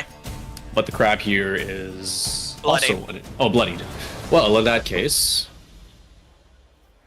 we're gonna try something different, something new, something unique. Eridanus is going to try to summon the orb out from his pouch or his backpack, and then he's going to give a very loud howl. To focus his magical spell. He's going to cast... The magical orb is going to cast itself towards the space of the Sahagin brawler, hovering over him. The three of you would see a strange spectral figure appear, exploding outwards from the orb, as... Let's pull it up here. Let's see. as fairy fire would be cast. Oh, here, template. Oh, wonderful. If you would. I'm assuming you'll get it in a position where you'll try and not hit your pal. Oh boy. Oh. There you go. I'll let that. Yeah, slide. I'm trying not to hit. I'm sure you could put that in a way that it would work. I'll let it slide for now. Just go with it. Regardless, middle of it. For now. Alright, so- the crab succeeds. Yes, what's your and DC? the- 14. Yeah, so I think the Zoggen fails, and Yes. with that, because as the strange spectral figure explodes out from the orb, the Sahagin is also going to take. Let's see here. Oh. From Oh. 26 radiant damage, Sorry. and that's about all I could do. What feature is that? Cosmic Conduit, Alright, wonderful. and now I'm useless. Let's roll that 1d6. Yeah, go ahead for me. Oh, joyous! Ain't that it? It's less of an explosion, more of an annoying camera flash to this Hagen. Yeah, I was gonna say that as the Hogwen rubs its eyes slightly as it begins to glow a bright light for all of you to see. At the end of your turn? Is Howl Eridanus. Eridanus is going to give a high-pitched scream and then run around and try to run away.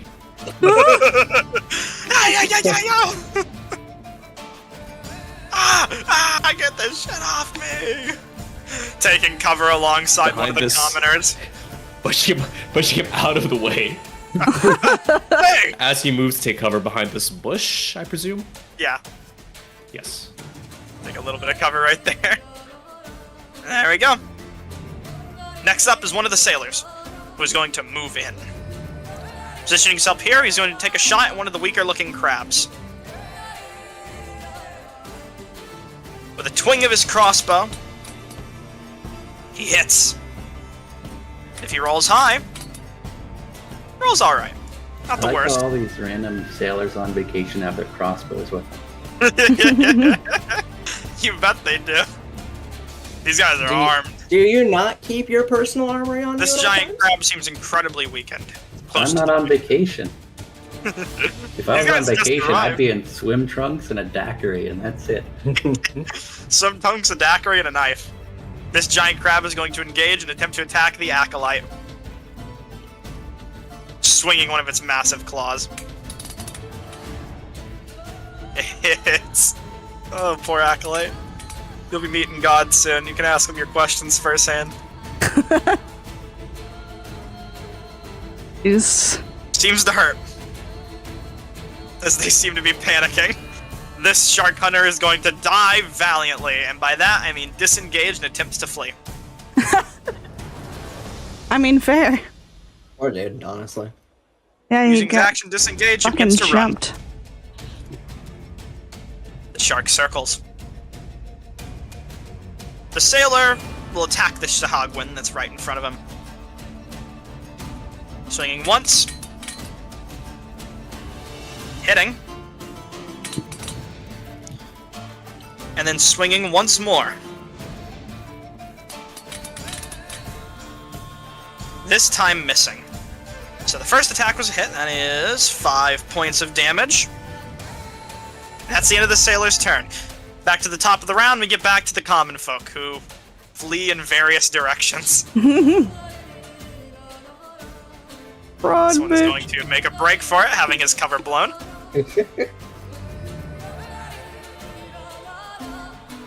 Do. This guy is going to jump in the water. No, don't jump in the water. At the round, the bridge collapses, dunking 2 commoners into the sea. Oh yeah, it's sinking. As many of them, the island starts to sink, many of them are going to try and dive in the water to swim to mainland, risking a bout with these sharks. Alright, I almost skipped one of the brawlers, who's going to pursue and attempt to kill. Actually, you know what? He isn't going to move. He's going to take his spear and he's going to toss it at this shark hunter. No. He doesn't have a spear, so he Wait a will minute, have. the island sinking. Yes. Who would have guessed? The entire island seems to be getting ready to go down, and you aren't sure why. Anyways, they get advantage because this target is bloodied. Ugh. That misses. And he's going to make a bite attack, because he also gets one of those. I'm just going to post the feature, by the way. That didn't really do a lot to give you information. Sent to God. Yeah, that one hits. Oh, no. And the bite does... Ooh! 3 points of piercing damage? That's exactly his health. As the shark hunter meets a terrible end. And joins many of the bodies will be piled up this day. This giant crab who faces you all down is going to attack. They're going to make the attack against Eric's, who just tried to shove it out of the way to no avail. To push it down. A 16 misses? Yes. Wonderful. That's the end of the crab's turn. This crab, with the last bit of its life force, is going to make an attack against this sailor. To no avail. The tides are turning. And trying to consume you. Pinzyra, in a panic, what do you do? I'm just gonna say to the two of them, I really appreciate the help, but I'm not that much of a damsel in distress. This is a shit first impression. Fucking target this one and fucking do this. Toll the dead. Oh boy. As you attempt to toll the crab. Like you're saving through, yeah. Missing any health points, so it just has to make the save to see if it succeeds or not. Alright. It would be a D12 because it's wounded. Yes, was that a D12? I think that it was rolled. a D8. That was a D8. Okay, Yeah, hold go on. ahead and roll me a D12. It did fail by a lot. Here it is. There we go. You'll just have to do it manually. I'll fix that spell after session. That's fine. I just gotta take my notes of things that I should fix after session. 6 damage. That kills the crab. Kill it Alright, dead. there we are. As your Kick it first out a enemy bit. falls. And a loud tolling bell takes this crab. Big deep breath. Fucking move over Should here. have led with that. I needed it to be hurt first. The sharks are going to begin their feast. 40 feet of swim speed. I can't reach yet. What a shame. It will dash, though. Gotta be ready to get those op attacks. This Chicagoan brawler, who's now glowing, is going to go ahead and make an attack against you, Eric's, who is closest to it. Facing you down, this brawler begins with a bite. Ooh, that hits. Rolling damage, you take 3 points only of piercing damage, but then it immediately slashes upward with its single sword. Missing with its secondary strike. Damn, that's 23% of my hit points. Oh no. Well, at least it ain't 50. Anyways, the sailor's goes up. The sailor is going to finish off this crab if it can. These have pack tactics? Good to know. It misses the giant crab. It'll make Tactics, not another attack. tactics. hits. When I said these things, I meant the sailors, by the way. 5 points of damage to the crab. Second crab has fallen. Really starting to win now.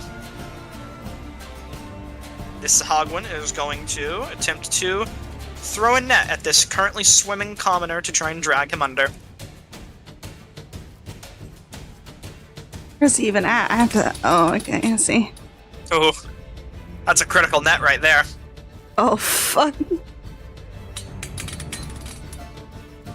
And the commoner fails. He is restrained and sinking. Just gotta find my restrained button here. There we go. As this trapper is going to make an attack against him with its longbow. Which commoner is this? All the way over by the bridge on the It's map. one of random commoner somewhere. Just of no importance to immediate. They're far off. You can't see him. Yeah, I guess you can see him. 5 points of damage. This commoner is struck dead. Woo. The priest or acolyte is going to she's gonna risk an opportunity attack, I think, to attempt to make it over to all of you in abject terror. Rookie move. Wave at him with the mage hand. Uh, Hello, go again. Oh no. Goodbye. Okay, well, they didn't get very far. As that was their exact health, and Fuck. they didn't get to cast Blast. What a shame. Oh, Yeah. That's the end of their life. Alright, next is the Sahagwin Brawler down here. The sharks Who's are gonna going to have a try lot of food soon. To try and finish off this commoner here. As they seem very confident in their victory. Oh boy. That was accidentally versatile, but it wouldn't have mattered. The Shark Hunter falls. Oh god, that's more people that's Use gonna be its coming movement to over try and here. move it. So, Persephone. it's like painfully clear the island is going down, yeah? Yes. The water is rising. Okay. Second question. Bridge collapsing. Very audible. Yeah, Yes. it was loud. Okay. And one of the ships, the other two ships right here are getting ready to leave, with only this one kind of remaining with its board currently planked out. It seems the island's sinking away where the dock is still available. Okay. I mean, I know what I'm gonna say. I'm gonna resolve this first. Coming up on your left to beat the shit out of this one. And that is Fairy Fired, so at advantage. Sweeping across its chest. For 17. Advantage. That hits. Okay, 10 10 piercing. points. Good damage. Okay, I'm assuming it's still going, so bonus action. Yep. I'll tell you if it falls. Yep. 17, that also hits. With another 5 piercing. -5, it's looking hurt. Okay. It's going down. Somebody needs to get to one of the ships. That's what you say as your turn comes to an end. The Sahagwin is going to continue robbery. You know, guys, I think the Sigalin are pretty cool, actually. This crab is going to make an attack against this sailor. Missing horribly. I love Sagawan, you guys. I wonder if there's an option to join them, you know? I think we got a good thing going on here. This Sahagwin is going to make an attack against the person who just shouted out. Thinking you're the one giving orders. Does it? Yeah, it misses. Just turning back around for a second to look at the other two and seeing an arrow whiz by. This one's going to make an attack against Finzyra. Spread Please the love around. miss. Please miss. A 13 Thank God I misses. put on mage armor. Thank God. Eric's, you're up. This Sahagwin looks pretty weak. You pronounced that wrong both times. I thought. Ah, no. Why don't you kill the enemy?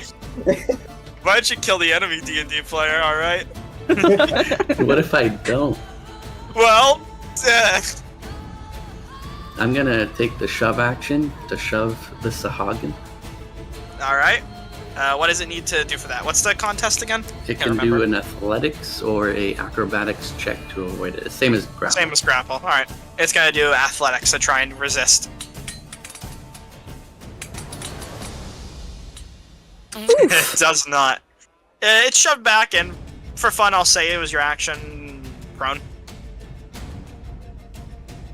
As you catch it off guard, sweep its legs as you push it back. I'm gonna point at the.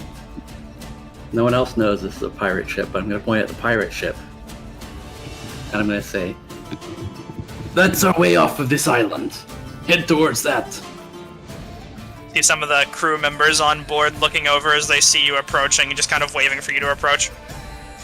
I'm gonna try to get exactly 30 feet here, but it's giving me like fractions, like It hundredths should of like a foot. block.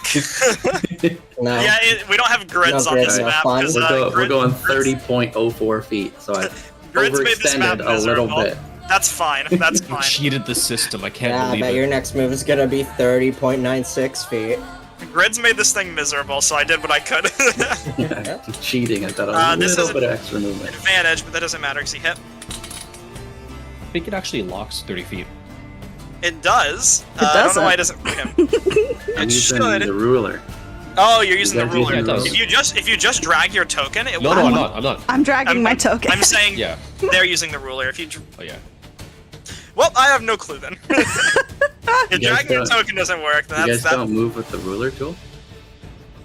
I just drag tokens. It's fine. Like you can drag a token. That doesn't seem to lock for me either, to be honest. It's weird. Yeah. Maybe it only does on your turn. Who knows? Oh no, it does. It locks. It does. Dragging the token locks at 30. Yeah, it should also show you your movement speed too. It locks at whatever your max movement speed is. Sorry. Locks Roll. my remaining if I've moved already in the round. That's neat. Alright. Reef Shark is going to swim 40 feet and attack a commoner. Munch munch. Reef Shark gets its first attack with Pactix. That hits the commoner. Ooh, that's a dead commoner. And then it's going to use its signature ability. That's the end of its turn. Alright. This trapper, bloodied and beaten, is still going to fight. These sailors look in good condition and are actually putting up a decent fight. It's going to just make a spear and a bite attack. Kind of cornered. It's going to do whatever it can. Not too much avail. The old spear bite combo doesn't seem to be working out for him too well. Ooh! Oh. First crit! boy. First crit! I didn't roll crit damage on that. Darn Good it! job. Let me just throw one of those down. 3, 4, 5, 6, 7. 7 points of damage. Sailor's looking good. Eridanus, what's your move as you see the rest running from the ship? And you see a large horde of Shigawan no longer held back by the valiant soldier shark hunters approaching you.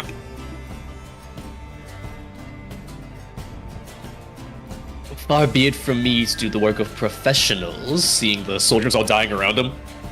Let's see, we're gonna try to dash. How high up is... Okay, Just get I see here there first. is this large pirate ship. 15 Where feet is the above board? water. 15 feet Oh, above water, okay. Yeah, okay. the I'll say the dock is like on level with the board. It's raised a bit and it kind of ramps up. And it's somewhere along the pier, you said? Yep. Somewhere along here, okay. Well, in Use that your imagination case, for that, yeah. the path ahead is clear, illuminated by the stars. Illuminator of the stars, like run! And yes, okay. We will dash. We will dash all the way over to the pier. Dashing you do. Indeed.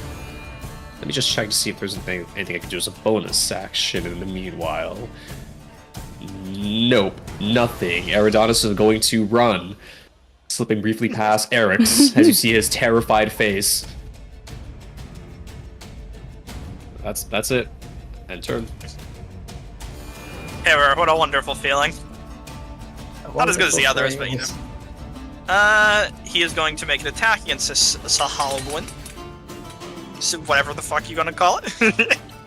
Missing horribly. Giant crab is going to try and intercept. It'll actually Oh move god. a little bit better. There. Aha. Moving in to intercept is going to attack you. Oh Aha. no. Oh. You take 2 points of crab damage. And guess who goes down? The first unconscious of the campaign. Yippee! Just gonna go ahead Concentration and, for... It wasn't Huh? karma. Boom. and fire drop. Confetti, confetti. You can go ahead and remove concentration with a little button there if you want to. Yep. You know, it wasn't Prob's karma that went down, but it was actual karma. True. Shark's just gonna living its life over here in the water. The stars have that's aligned for me to life. get out.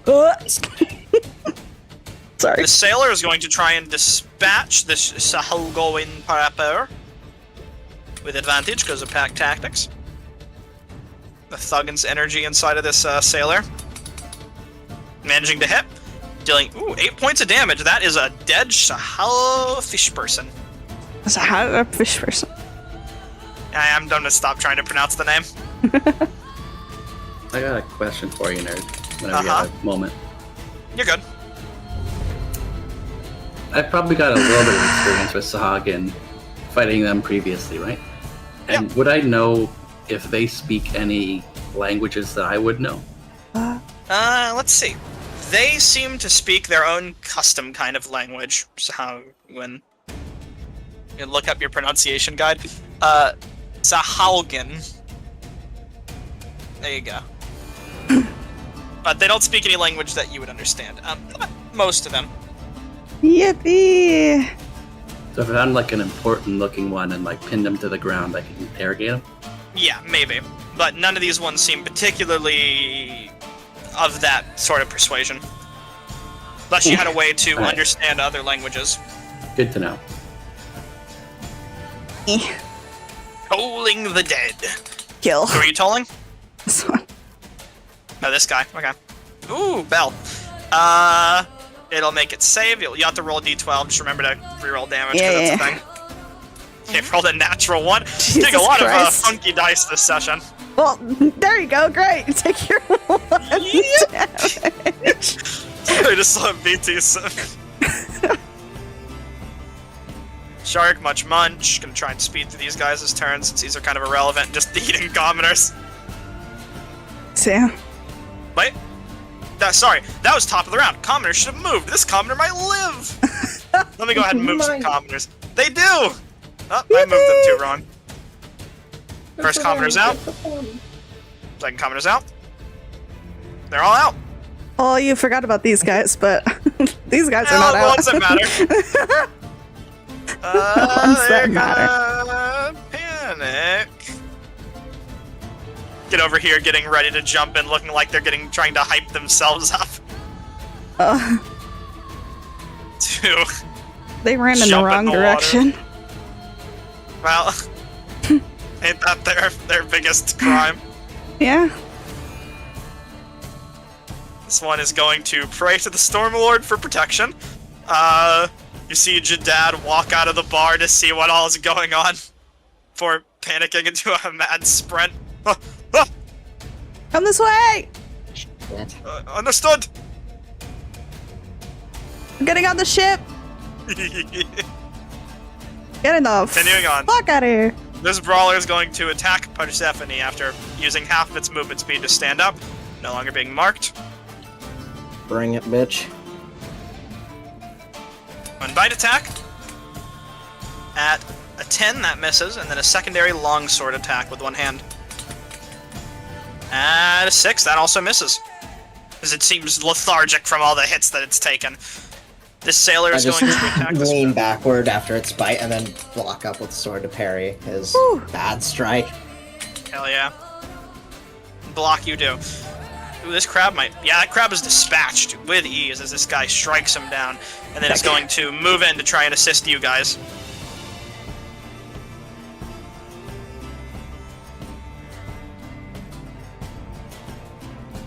Persephone, you're up. Alright, let's finish off fucking fish and hopefully that shopkeeper just doesn't die. Mercy for me. First natural one for me. That's what bonus actions are for. Just recovering off of the parry, the strike goes a bit wider than I want. And so is the second one. Shit. Not yet. Yeah. Sec, I just gonna check something here. Let's segment this, right? 40. Oh, yeah, that's fine. I'll just reposition it to the other side of it and there. Alrighty. This dude's gonna continue his robbery and get removed from combat because he's winning. He is winning, honestly. This Halloween Trapper is going to move up and attempt to throw a net at Jadad. Of course he is. He hits Jadad. Jadad is nimble and dodges the net. He is going to next make an attack with his bow against you, Persephone, seeing that you're attacking one of his injured cohorts. That misses. Alright. Trapper is just going to use his turn to move up, best he can with a dash. Eric's, you're up.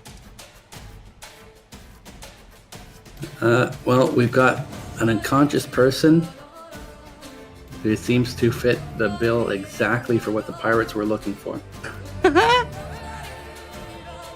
But we also have the island sinking, which is a bigger problem. So I'm going to quickly evaluate those two things. Notice that Persephone is stuck in a fight with one of the Sahagin. And I'm going to run back to help. You do. It does seem like the sailors are looking to assist. Let me read my feature. Hold on.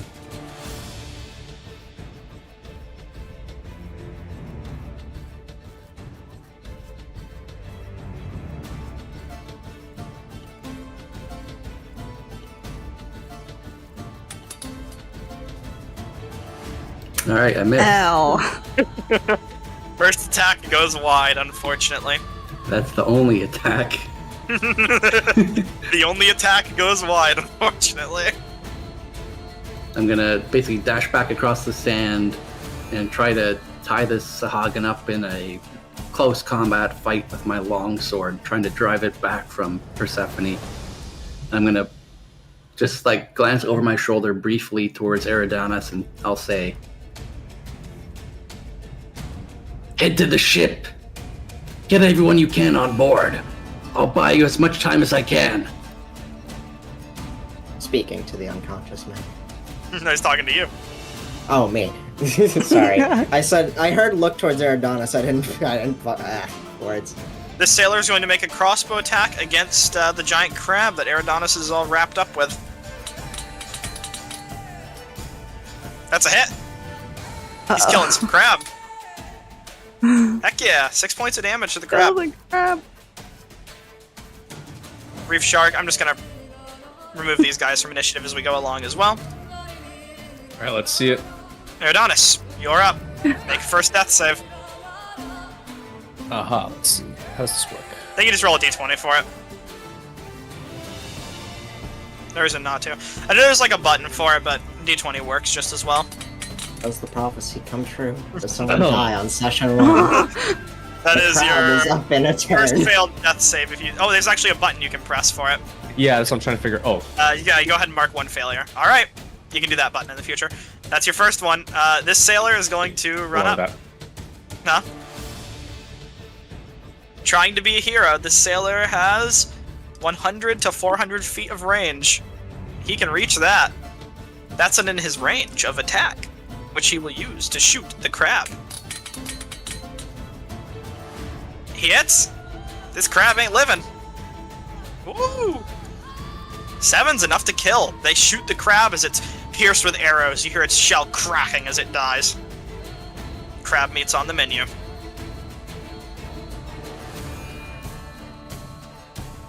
These guys are just going to move into place. Just going to remove all these because they're not important anymore. The sailor is also going to run up to attempt to help, just repelling the freaks. These guys seem like they were mercenaries. He actually would have gotten advantage in that attack because of Pactics, so he'll make another attack just for kicks. That hits. 1 point of piercing damage to this fish. An arrow whizzes by your head, Persephone, and strikes this fool. Stop happening. This dude's just gonna keep pursuing some others. Oh yeah, my commoner's run. So Jadad is breaking it. Dropping his palais on the way. Paella. L. Paella. Alright, bye, commoners. Bye. They're fleeing. Actually, you know what? You're right. They're gonna make their way towards the ships, these ones. I'm sure my shout was loud enough for them to hear. Yeah. They can go for the pirate ship, though, as it's not welcoming. Yeah. But they are going to head towards this ship with the mercenaries. Alright. This brawler, I believe, is already gone. Finzyra, it's your turn. Yippee, yippee, yippee. Is there another one that goes... Or is it just that one? I'm trying to hover. Okay, that one goes after me. This one is too far away, I think, for me to see. Yeah, okay. We should be good. Alright. Target. This one. Gonna see this a lot, nerd. Congratulations. Here you go. Yep, Here it is yep. again. Boop. Yippee! Alrighty, and that's against the one your friends are fighting. Yes. Makes its wisdom save, and it succeeds. No damage. Fuck.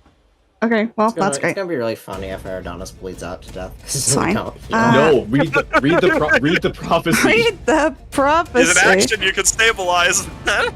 I already tried something. He dies! I gotta wait. I have to wait, nerd. I can go over near him. That's You can drag about his it. body. Yeah, that's true. I could take him a Oh, little that farther. prophecy means something? Damn. Pull him closer to me. I'll start dragging him. Alright. Comes along with you. Hook my arms Half under his movement when you're armpits. dragging him. Yeah. Alright, that's the end of your turn. Oh, Yep. Sorry. Brawler is going to attack Persephone. With a bite. That hits. Sure does. There's your damage. But, gonna parry Oh! that. It parried. Yeah, parry. It, okay, I realize I reset this, so I just do that. And take no damage. As I just shove my sword where its mouth is coming in to bite me. It's immediately then going to turn and make an attack, go the longsword against Eric. That actually means you gain 2 HP. That's not how that works. Ooh, Eric's plus 2 attack max hits. HP, don't mind if I do. Take 6 points of slashing damage. Next up is the sailor. Gonna move in and attempt to use its action to stabilize Eridanos. Eridanos, you are no longer making death saves, but you are still unconscious.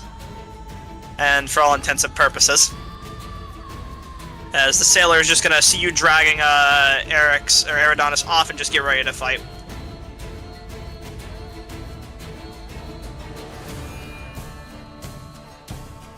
Dashing up. Persephone, your go. Yeah. I know what you said to me, but all the people alive are currently in boating distance, so I think they're fine. F in the lead. Yeah, no, you're pretty hurt. I'm not leaving you here. So we're gonna finish off this one who's being a pain in my side for a hot minute.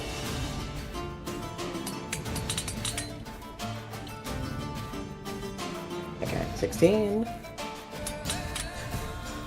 For another 6 piercing. Ooh, good damage. So close to dead. Not quite dead. Okay, bonus action. Smell the blood and brine. As the first one goes in, and then for the second one, I just pull it back out upwards. And with the For, pull, minus 4 damage. it falls dead. Oh, thank God.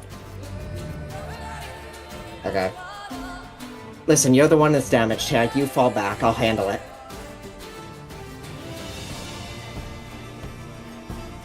This trapper is just going to make a longbow attack against Persephone. I sure will. Thank you for doing that. Which it Yes. misses. It's gonna run up, it's gonna throw a net at you.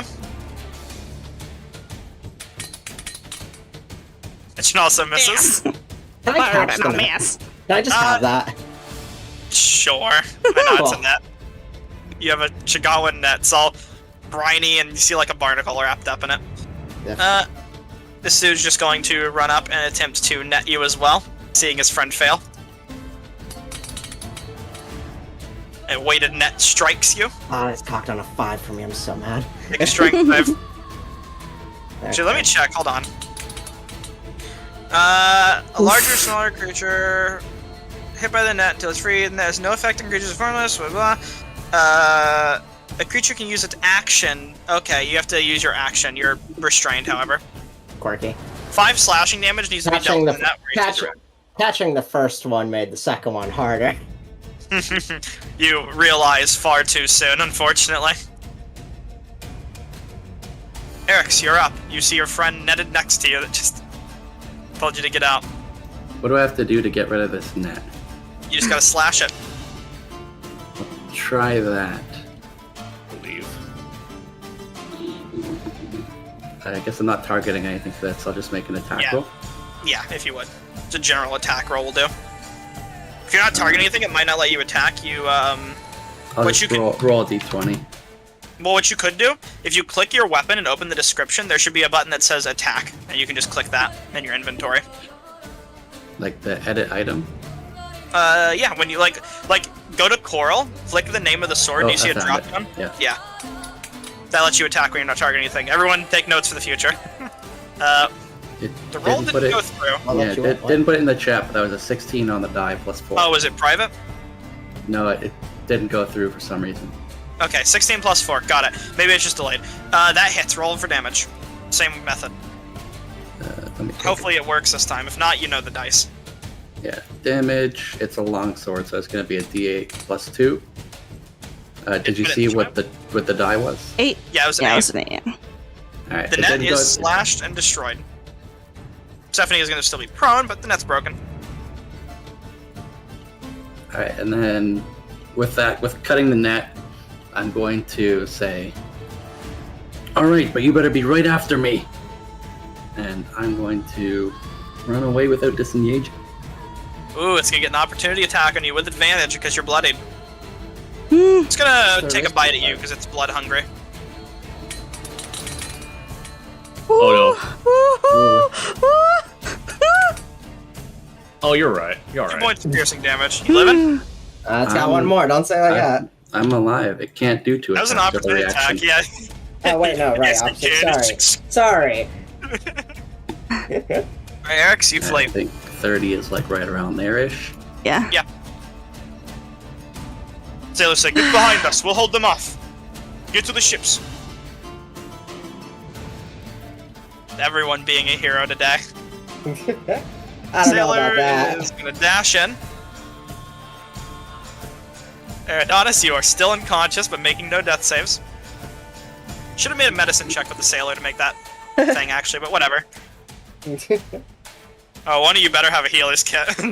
No, I skimmed on it this campaign. F. Sailor Bensira. You're attacking it, so he gets advantage. That hits. There's some damage. Doot, doot, -2.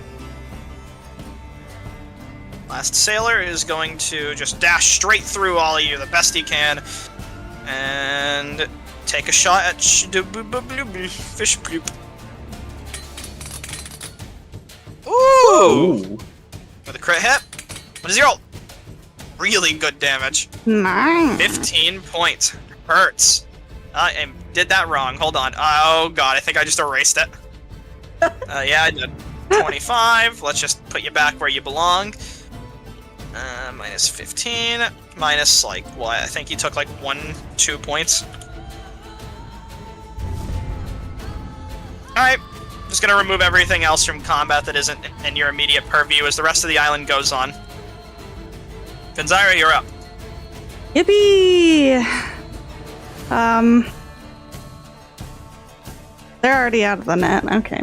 So, Jadad does get his turn, so he's gonna use. yippee, yippee. You know what? I'm feeling. Not as safe. I'm feeling daring. I'm gonna use my last Today, aren't thing. we? We're daring today, aren't we? Magic missile. Magic missile. I'm just gonna target all 3 of them. Why not? All 3 of them with 1 missile. All right, roll me some damage. Emoji. Yeah. Yippee. 6 points to each of them, I believe. How that works? Yes. That was a natural 1. How much does that work? Info 2 card. times 3. 3 going darts. Each dart, a dart deals 1d4 plus 1. All darts strike the same. So 1d4 plus 1, you rolled a 1, so that'd be a 2. Okay, so it's 6 damage in total. So you can choose how you want to deal that out. I'm just hitting so all 3 2 of to them. each. Yeah. -2. Going -2. to keep dragging this motherfucker. Yep. Let's Half go. movement speed. A I half? believe you would make it only. Yeah, half Okay. movement. Fuck. I don't remember. Hold on. Where was I? Here. I think I Here-ish. made it for this. Yeah, that's fine. Come along with you. Alright, there you go. Go ahead and end your turn, and the sailor will go. He's going to try and block Eric's to get you some safety here, and then he's going to actually just move in the most he can, right here, and then make a shot against this fish. But he, oh my god, these sailors are popping off. Well, it's a much less amazing crit, but it still kills. Persephone. Oh, You're hey, you don't need to tell me, Choice. Get up prone to from the ground prone. and see an arrow fly over you or a bolt. Don't need to tell me. Oh. Ooh, what happened? Wait. Sorry about that. I Okay. hit the wrong button. We're good. We're good. Okay, so 15 feet. How much? 15 feet? Yeah. Yeah. Well, we'll go up 15 feet right behind the strange man, just like he asked. I can't get the last one. I'm so mad. Okay. And then as I'm going backwards, I'm going to take a crossbow shot at. Have either of these ones been hit? My 2 this one seems damage. pretty weak. My 2 pebble damage. They both are struck, but that one seems to be a little additional hit. And Let let's it get be that one known here. that I'm not the only one keeping secrets. 25. Hi. What you mean? And that is 12 piercing damage. Well, it hurts. That just sinks into the shoulder blade of the fish thing. Hard. This person has a gun in Hey their guys, the token, ranged fighter and got they to shoot fire a my ranged crossbow. weapon. We don't worry about that. Don't worry about what. The guy. This one no longer has a net, so it's just going to try and stab you. Oh my god. Yeah, what else is new? Miss. Misses.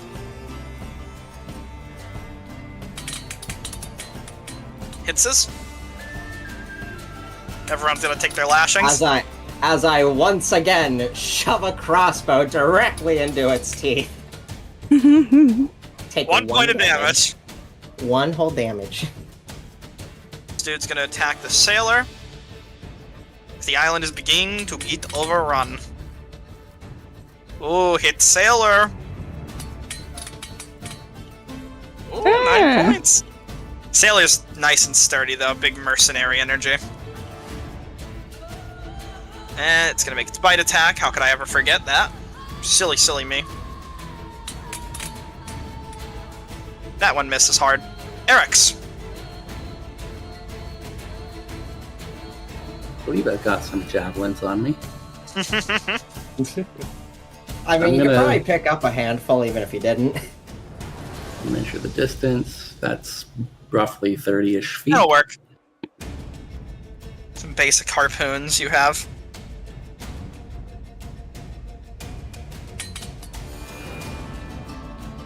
Yeah, that's about standard. Oh god, oh the misery. Guys, Are you enemy? Don't you love not hitting stuff? One day you'll be hitting things to the stars, Mike.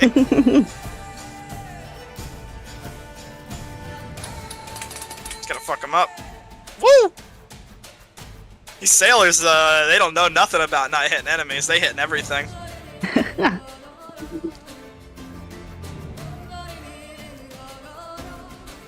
But actually looks like some of the dudes are being repelled. Or at least your group of gaggle of fools is being dealt with. Other side of the island's fucked. They're all dead. Don't worry about them. The island is about half I'm not submerged worrying on the about them. Yeah, the island's half submerged on the other side at the moment. Eridanis, good I night. think you already know what's going on. Yep.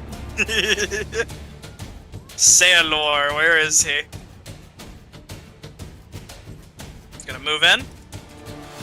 Make his crossbow attack.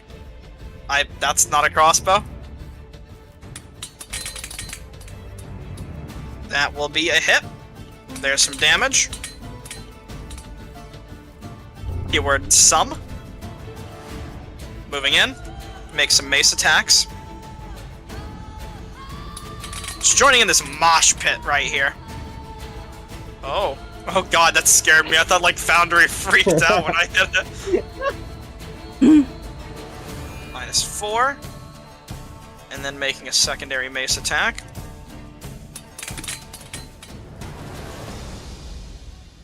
That hits. -4 again. He's chipping. Finzyra, you're up. The ship's in view, and you see the board dropped. Don't forget about the peeps moving. Yeah, I got them. They're basically For out at this reference, point. did the other like shopkeeper dude get out already, or? Yeah, he's on the ship. Okay, thank God. They were reluctant to let him on, but they let him on anyways because he seemed to be with you guys. For reference, if I go on the ship, can I still like shoot off of it, or? Yeah, sure. Okay. Drag your token onto the boat. I'll say you drag Eridanis along with you and lay him down That's somewhere good. nice. Yeah. Alright. Here. Target this last fucking one. Please work, please work, please work. Eridanis down in the rowboat. Push him off into the sea for his Viking funeral. Oh my god. Just pull a tarp over him. Fucking do your thing, nerd. Alrighty. Whoosh, whoosh, whoosh, whoosh, whoosh, whoosh, Whoosh, whoosh. whoosh, whoosh. Yeah. Fails. Epic. 4 damage. Sailor is going to just mess this dude up. He's looking weak. He's looking fishy. And he's looking hit. Oh, 4 points of bludgeoning damage. The 4 pointers is what these mercenaries are called. Like a compass. 4 points. Exactly. 4 points mercenary company. Yeah. Get your heart out, Matthew Mercer. 4 points again. They really just do keep doing 4 Totally legit mercenary company. Yippee! Don't look into it. And all the threats have been eliminated, meaning that combat can come to a close, as everyone is going to flee to the best of their abilities as the island sinks. Thanks, mates, and we're gone. Sailors make it back onto their ship. And with that, the ship is off. So, a few things to swap around. First and foremost, as you arrive onto the boat, there's a handful of figures you have to meet. Let's just throw back on our nice happy music for now. Come up with something nice for sailing on the sea later, probably. Everyone was just massacred. Do do do do do. Your Assassin's Creed 4 soundtrack. Or Witcher music. Eridanis Huh? is out for 4 hours, so he is not taking part in this. Well, no, Eridanis, healing potion is what Oh, provided no. to you by one of the crew members. Oh no, this is how the debt starts. Doing I'm afraid they don't. all right. You're now an asset, so just go ahead and roll 2d4 plus 2 from me, Eridanis. Yeah, Yeah, no, one of the... What it was like a small dwarf cleric walks up and will just give a potion to Eridanis. How small is this dwarf cleric? Not... Size of a Don't dwarf. say he'll be taller than Eric. He's a little smaller than Eric's. Just a small bit. Alright, follow-up question. Uh-huh. What's this dwarf's name? This Is this the one that I already know? Heidi Axebeard. Yes, it's in your chat. I believe it's in there, right? Yeah. Yep. Strangely, it doesn't have a beard. Don't worry about that. I know there's some information you can see there, which is goofy, but... This is a she-dwarf, for everyone else's knowledge. She-dwarf. I'm just trying to get you guys out in the map. Let me go ahead and throw your tokens down so you can have a nice ship map to look at for a little bit. Wow. Yeah.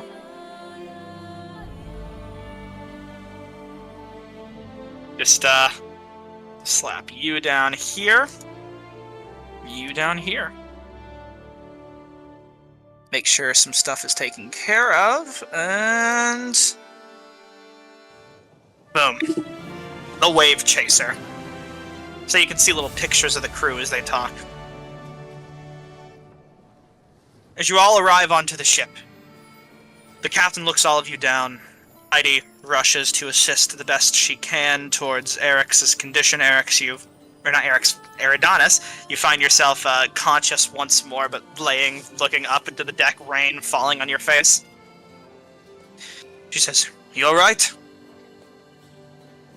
Took a sizable hit.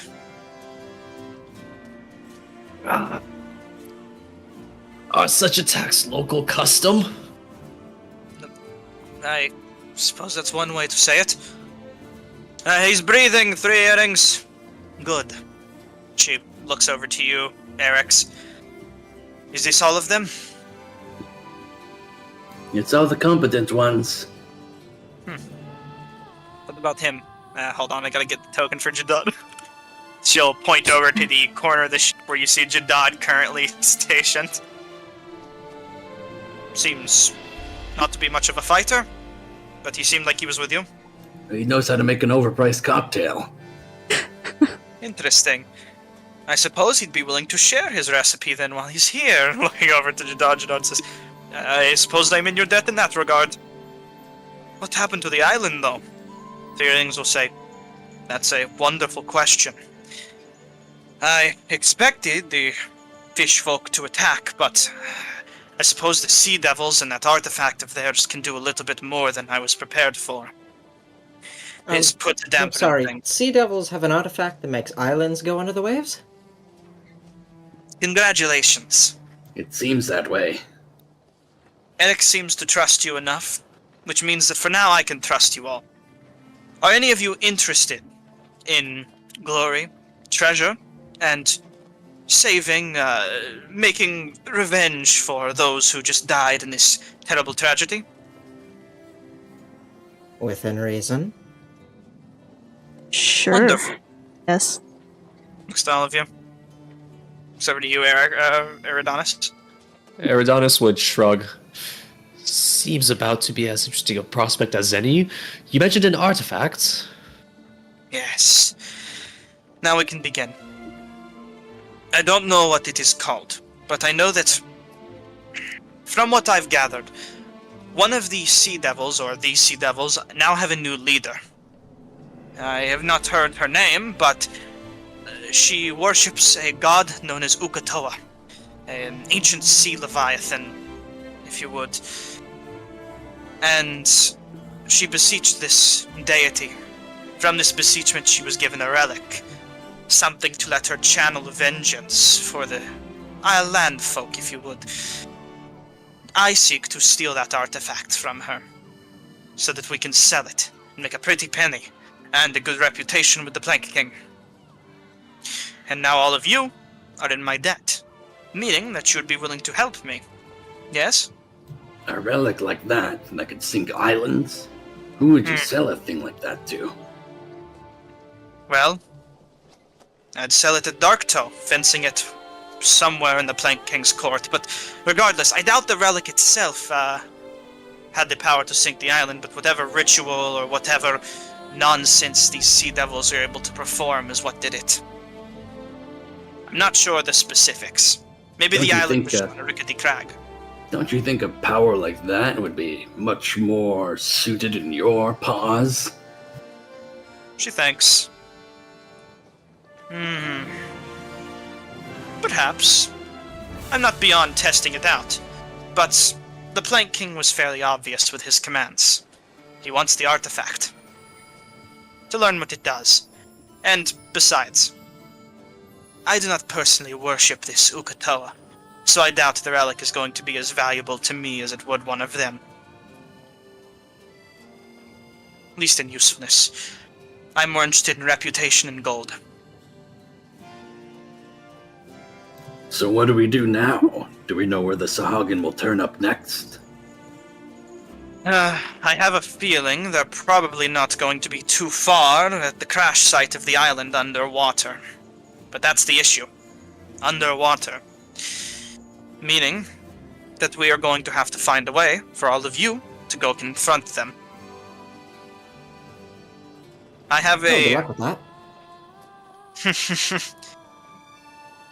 Well, if you're not in, feel free. You can go ahead and jump off of the ship and swim back Well, to no, shore. by all means, I'm completely in for whatever this is, but finding something that lets us all breathe and fight underwater seems a bit Unlikely? Well, it's more likely than you would think. You just hold your breath. It's not that hard. For some of us, it's a little harder. You are just like Diryu over there.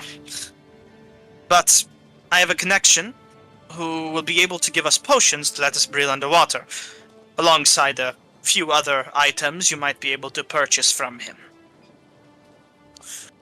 But it's a decent sails away from here. Probably a few days, 2 at most. Are you footing the bill for supplies? Because I don't have anything. I will go ahead and purchase for you the potions themselves. He owes me a favor. Sorry, I just got an alarm for session. Well, guys, congratulations, it's session time. Yippee! I forgot they set that on my computer. Just gonna do this real quick, because, you know, it's happening. Woo! Anyways, she says, it's not much, but there's a small amount of insurance. I'll give each of you 15 gold as well, just to buy yourself something pretty while you're there. And for that, each of you may add 15 gold to your inventory.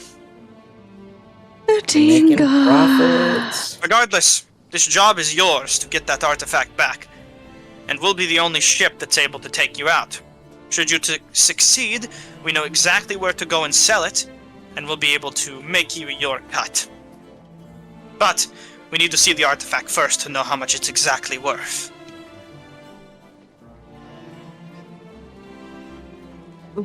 I'm game. I'm in. Alrighty. She How about you, says, Ponytail? Not opposed, but I mean, I do have a name. I guess I didn't get the chance to introduce myself. None of us did, really. I told him earlier that he could call me Fen, so I guess you could just say the same. Fun. Persephone. Hello. any other names we should chat about while we're here? Then Persephone. You can call me Erix. And you, sleepy one. Looking over to you. Daradonis. The tree leaves first, and now this. This day is getting far more and more interesting by the second. Eridanos, pleasure to meet your acquaintance, all of you. Charm. Waves. I don't know what this has to do with any tree leaves. Just don't think about it. Well, either way, feel free to go ahead and get acquainted with the rest of the crew and get comfortable. Like I said, a few days travel from here and we'll arrive at our stop. But doesn't mean that you don't have time to get to know each other. Oh, and by the way, you may all call to me as Three Earrings. I am the captain of this crew. The Wave Chaser is our ship, and we're new pirates on the block working for the Revelry. And for I just now, need to know so one are thing, you. nerd. Mm-hmm. Are they actually wearing 3 earrings? I'll post the art. This is important. Very important information. The answer is 3 probably earrings yes. is actually wearing 2 earrings and a Okay, nose but if the ring. answer is no, that's hilarious. It is no. It's 2 earrings and a nose ring. But then her name wouldn't be 3 earrings, it would be 2 earrings and a nose ring. Okay, it seems I don't have the proper picture. Oh well, whatever. Well, we can only assume that it's 1 earring. 2 earrings in her ear. Trying to get Wow. a picture real quick. I think we have it in your chat, don't we, Erix? She just moved one of the I earrings got to her one. nose. Yes. Here's what I'll do. There she is, and I'll go ahead and post a picture of the rest of the crew. She's also in that other picture, but I used a different art for her because I found the art for her first before I found the art for the rest of the crew, so... Should pretend like she doesn't exist in the second image, but the rest of the crew's there. Regardless. You can't trust our employer. What kind of a... Huh? Unless she wasn't a that liar. connection. She Now is this lucky for a liar. She's only got 2 earrings. another genius prediction from your local footballer, Eridanus. She's going to turn around and say, I have a ship to steer. Kijori, get down here and help me. He says, on it. Your friend from earlier, Eric's. Now, those of us who read the super secret crew details Oh boy, I gave you too much. know that the dwarf is the one who steers the ship. The dwarf? Oh god, what have I missed in my own thing? Hold on. Axe beard. Oh. Pilot first? Okay. Well, let's shift that around a little bit, shall we? Swoop. Seems I missed a few things. Oh well. Wah, wah. Imagine me paying attention to Yeah, NPC. I just kind of screenshot that without like actually paying attention to what I sent you, and I now realize the information you have is way too much. So you'll just use your imagination, right? That's what we're doing, is an imagination game. I knew more about the crew than you did. Look, I know the important details, which you also happen to know now. So hey, consider yourself lucky, I guess. Either way, 3 earrings shuffles off and finds her way to her crew. She'll go and talk to this Mr. Jadad over here and try and interrogate him for drinks. You got any stash on you? One Pomoflora from the island I took with me. I was drinking it before we came. It's mine now. You purchased it from him. He didn't have a He shot at doesn't you anymore. have anything. Yeah, Eridanus I'm gonna hide him. took Oh, everything. yeah, shit. He's Gonna gone. hide him. I'm gonna hide him now. Jumped overboard. You shark food. I suppose I can show the rest of you to the free bunks. That'd be great. Yeah. I will be consuming my fish. You doing alright, by the way? You got hit a lot. Who? Eric. I'm gonna use my imagination and pretend that there's a entryway to go below decks over here. Persephone asked you a question as well. Ask again, Persephone. Sorry. You holding up alright? You got beat up pretty bad. I'll rest it off. I always do. I'm sure. Wasn't half bad yourself. Regardless, you all find your way to the lower board of the ship and get nice and comfortable. Yes, Eridanus, you may, but the day is about to end. Oh, okay. And you're in a safe spot, so I'll allow you guys to take a long rest while you're here on this ship. As I day don't know. Can you really call it safe? There's like storms and waves. day and becomes night. Storms and Rest- waves and sharks might be dangerous to you, landlubber. Wow. Rest is found for all of you on this boat, and the rest of the crew will find rest too eventually. And as rest is found and comfort is gained, and all of you are now acquainted with one another, Do we level I'll up? ask. First, are there any nightly rituals any of you have as you're going to sleep in the lower decks? I think I would have a nightly ritual, but I'll see if anyone else has stuff they want to do first. No nightly rituals. Might just rip some cloth off of like one of the bed bunks and just wrap it around my finger where I got bit. Oh, these are definitely hammocks. Oh yeah. Second, Big time hammocks. for me, it's second verse, same as the first. I'm gonna fucking write down that the island sank and then draw like little waves next to the statue I drew earlier. Man, we go at a breakneck pace. We just watched a city get marked off of the map. Speed running it. Yeah. Anyways, I'm gonna put us here for now, since we're not in the ship for now. Your journey begins. Whoa. Eridanus will consider the day's events. He'll also wonder to himself about 3 earrings. 3 earrings, yet she only has 2.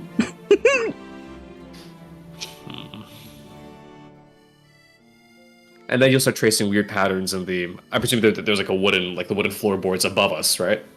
Yes. You start tracing weird patterns with his finger, trying to find signs of them. You question the perplexities of this life before you find rest. Eric's, lastly. Trying to find signs for the path ahead.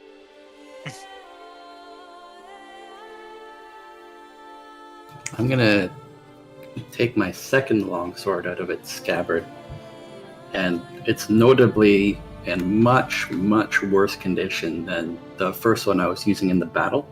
Like the first longsword, Coral, looked like your average run-of-the-mill weapon that's seen a little bit of use, but it's been taken care of, polished, oiled, all that.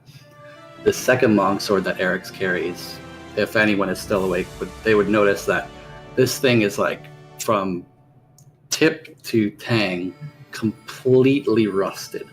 Like it's like brownish orange with rust the whole way through. There's a few barnacles just starting to form on it, and little bits of like moss and sea waste growing all over it.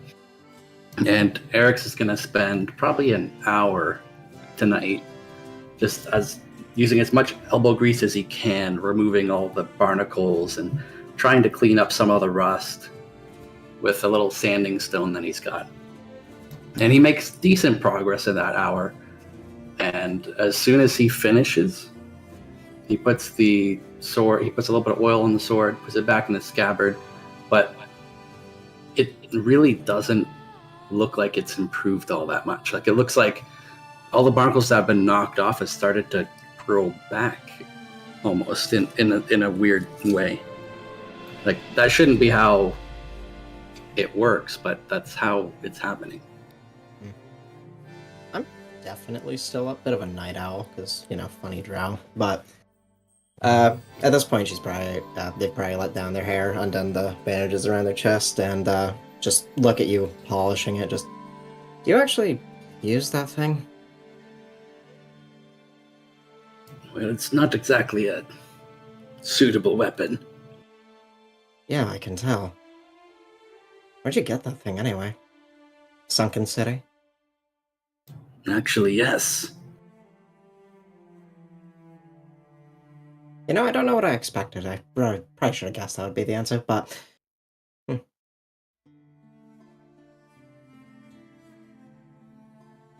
I'm hoping with enough patience I can restore some of its former glory. Why the attachment? It's come in handy every now and then. Got me out of a tight spot. I mean, if that thing got you out of a tight spot, I don't want to think about what it does when it's polished.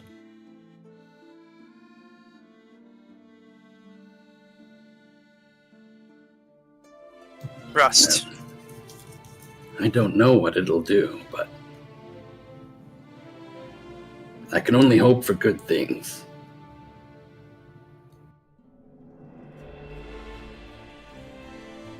Well, I'll leave you to it.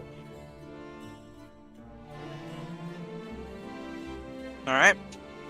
Is that all for you, Eric's? Yeah, that's all for me. Carve away at the blade. Rust. Making slight way as it goes. Some bits of metal flake falling and meeting the floor. And that's your night. Lastly, to kind of circle back around, because Oh, actually, I Eridanis- have one thing I want to... Oh. Wait, Eridanis first? Sorry, I thought you were ending the day. he Yeah, brought no, something. no. Oh. He brought something up to me that I forgot about real quick, which is, Eridanis, you examine your magical orb to try and trace console. Oh, hello. I'll say that again. It's simply, I was simply saying what I would do from what I texted you. Yeah, I was just gonna repeat the same thing. You study at your orb to try and trace the constellations and find pieces of your memory. It's interesting. You aren't sure what this little thing holds, but it's got to be something great. And with that, Persephone, if there's anything you would like to do, now's the time. Yeah, I was gonna have a conversation while I'm laying in one of the hammocks. You said you're on vacation, right, Fun? Yes. How's that going for you? Hell of a start to it if your island's sinking. Not great, but I think it might help the vacation, actually. Really? Yeah. I mean, we're going somewhere I didn't expect.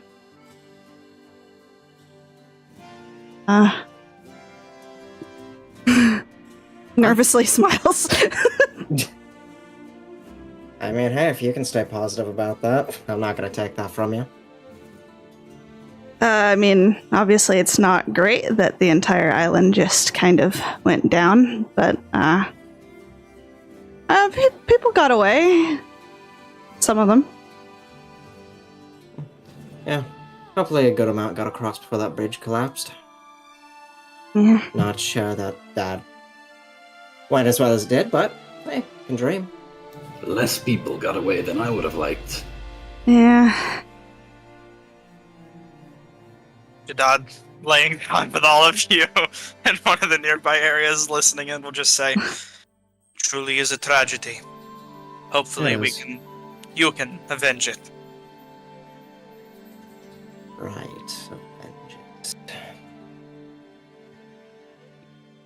Mm. Anyways, you hear a creaking of metal as he starts to turn off a lantern. You see the lights start to dim. The lights go out and he says, "Good night, crew." Hopefully we have an easy enough time finding whatever this relic is. And getting it out of their hands.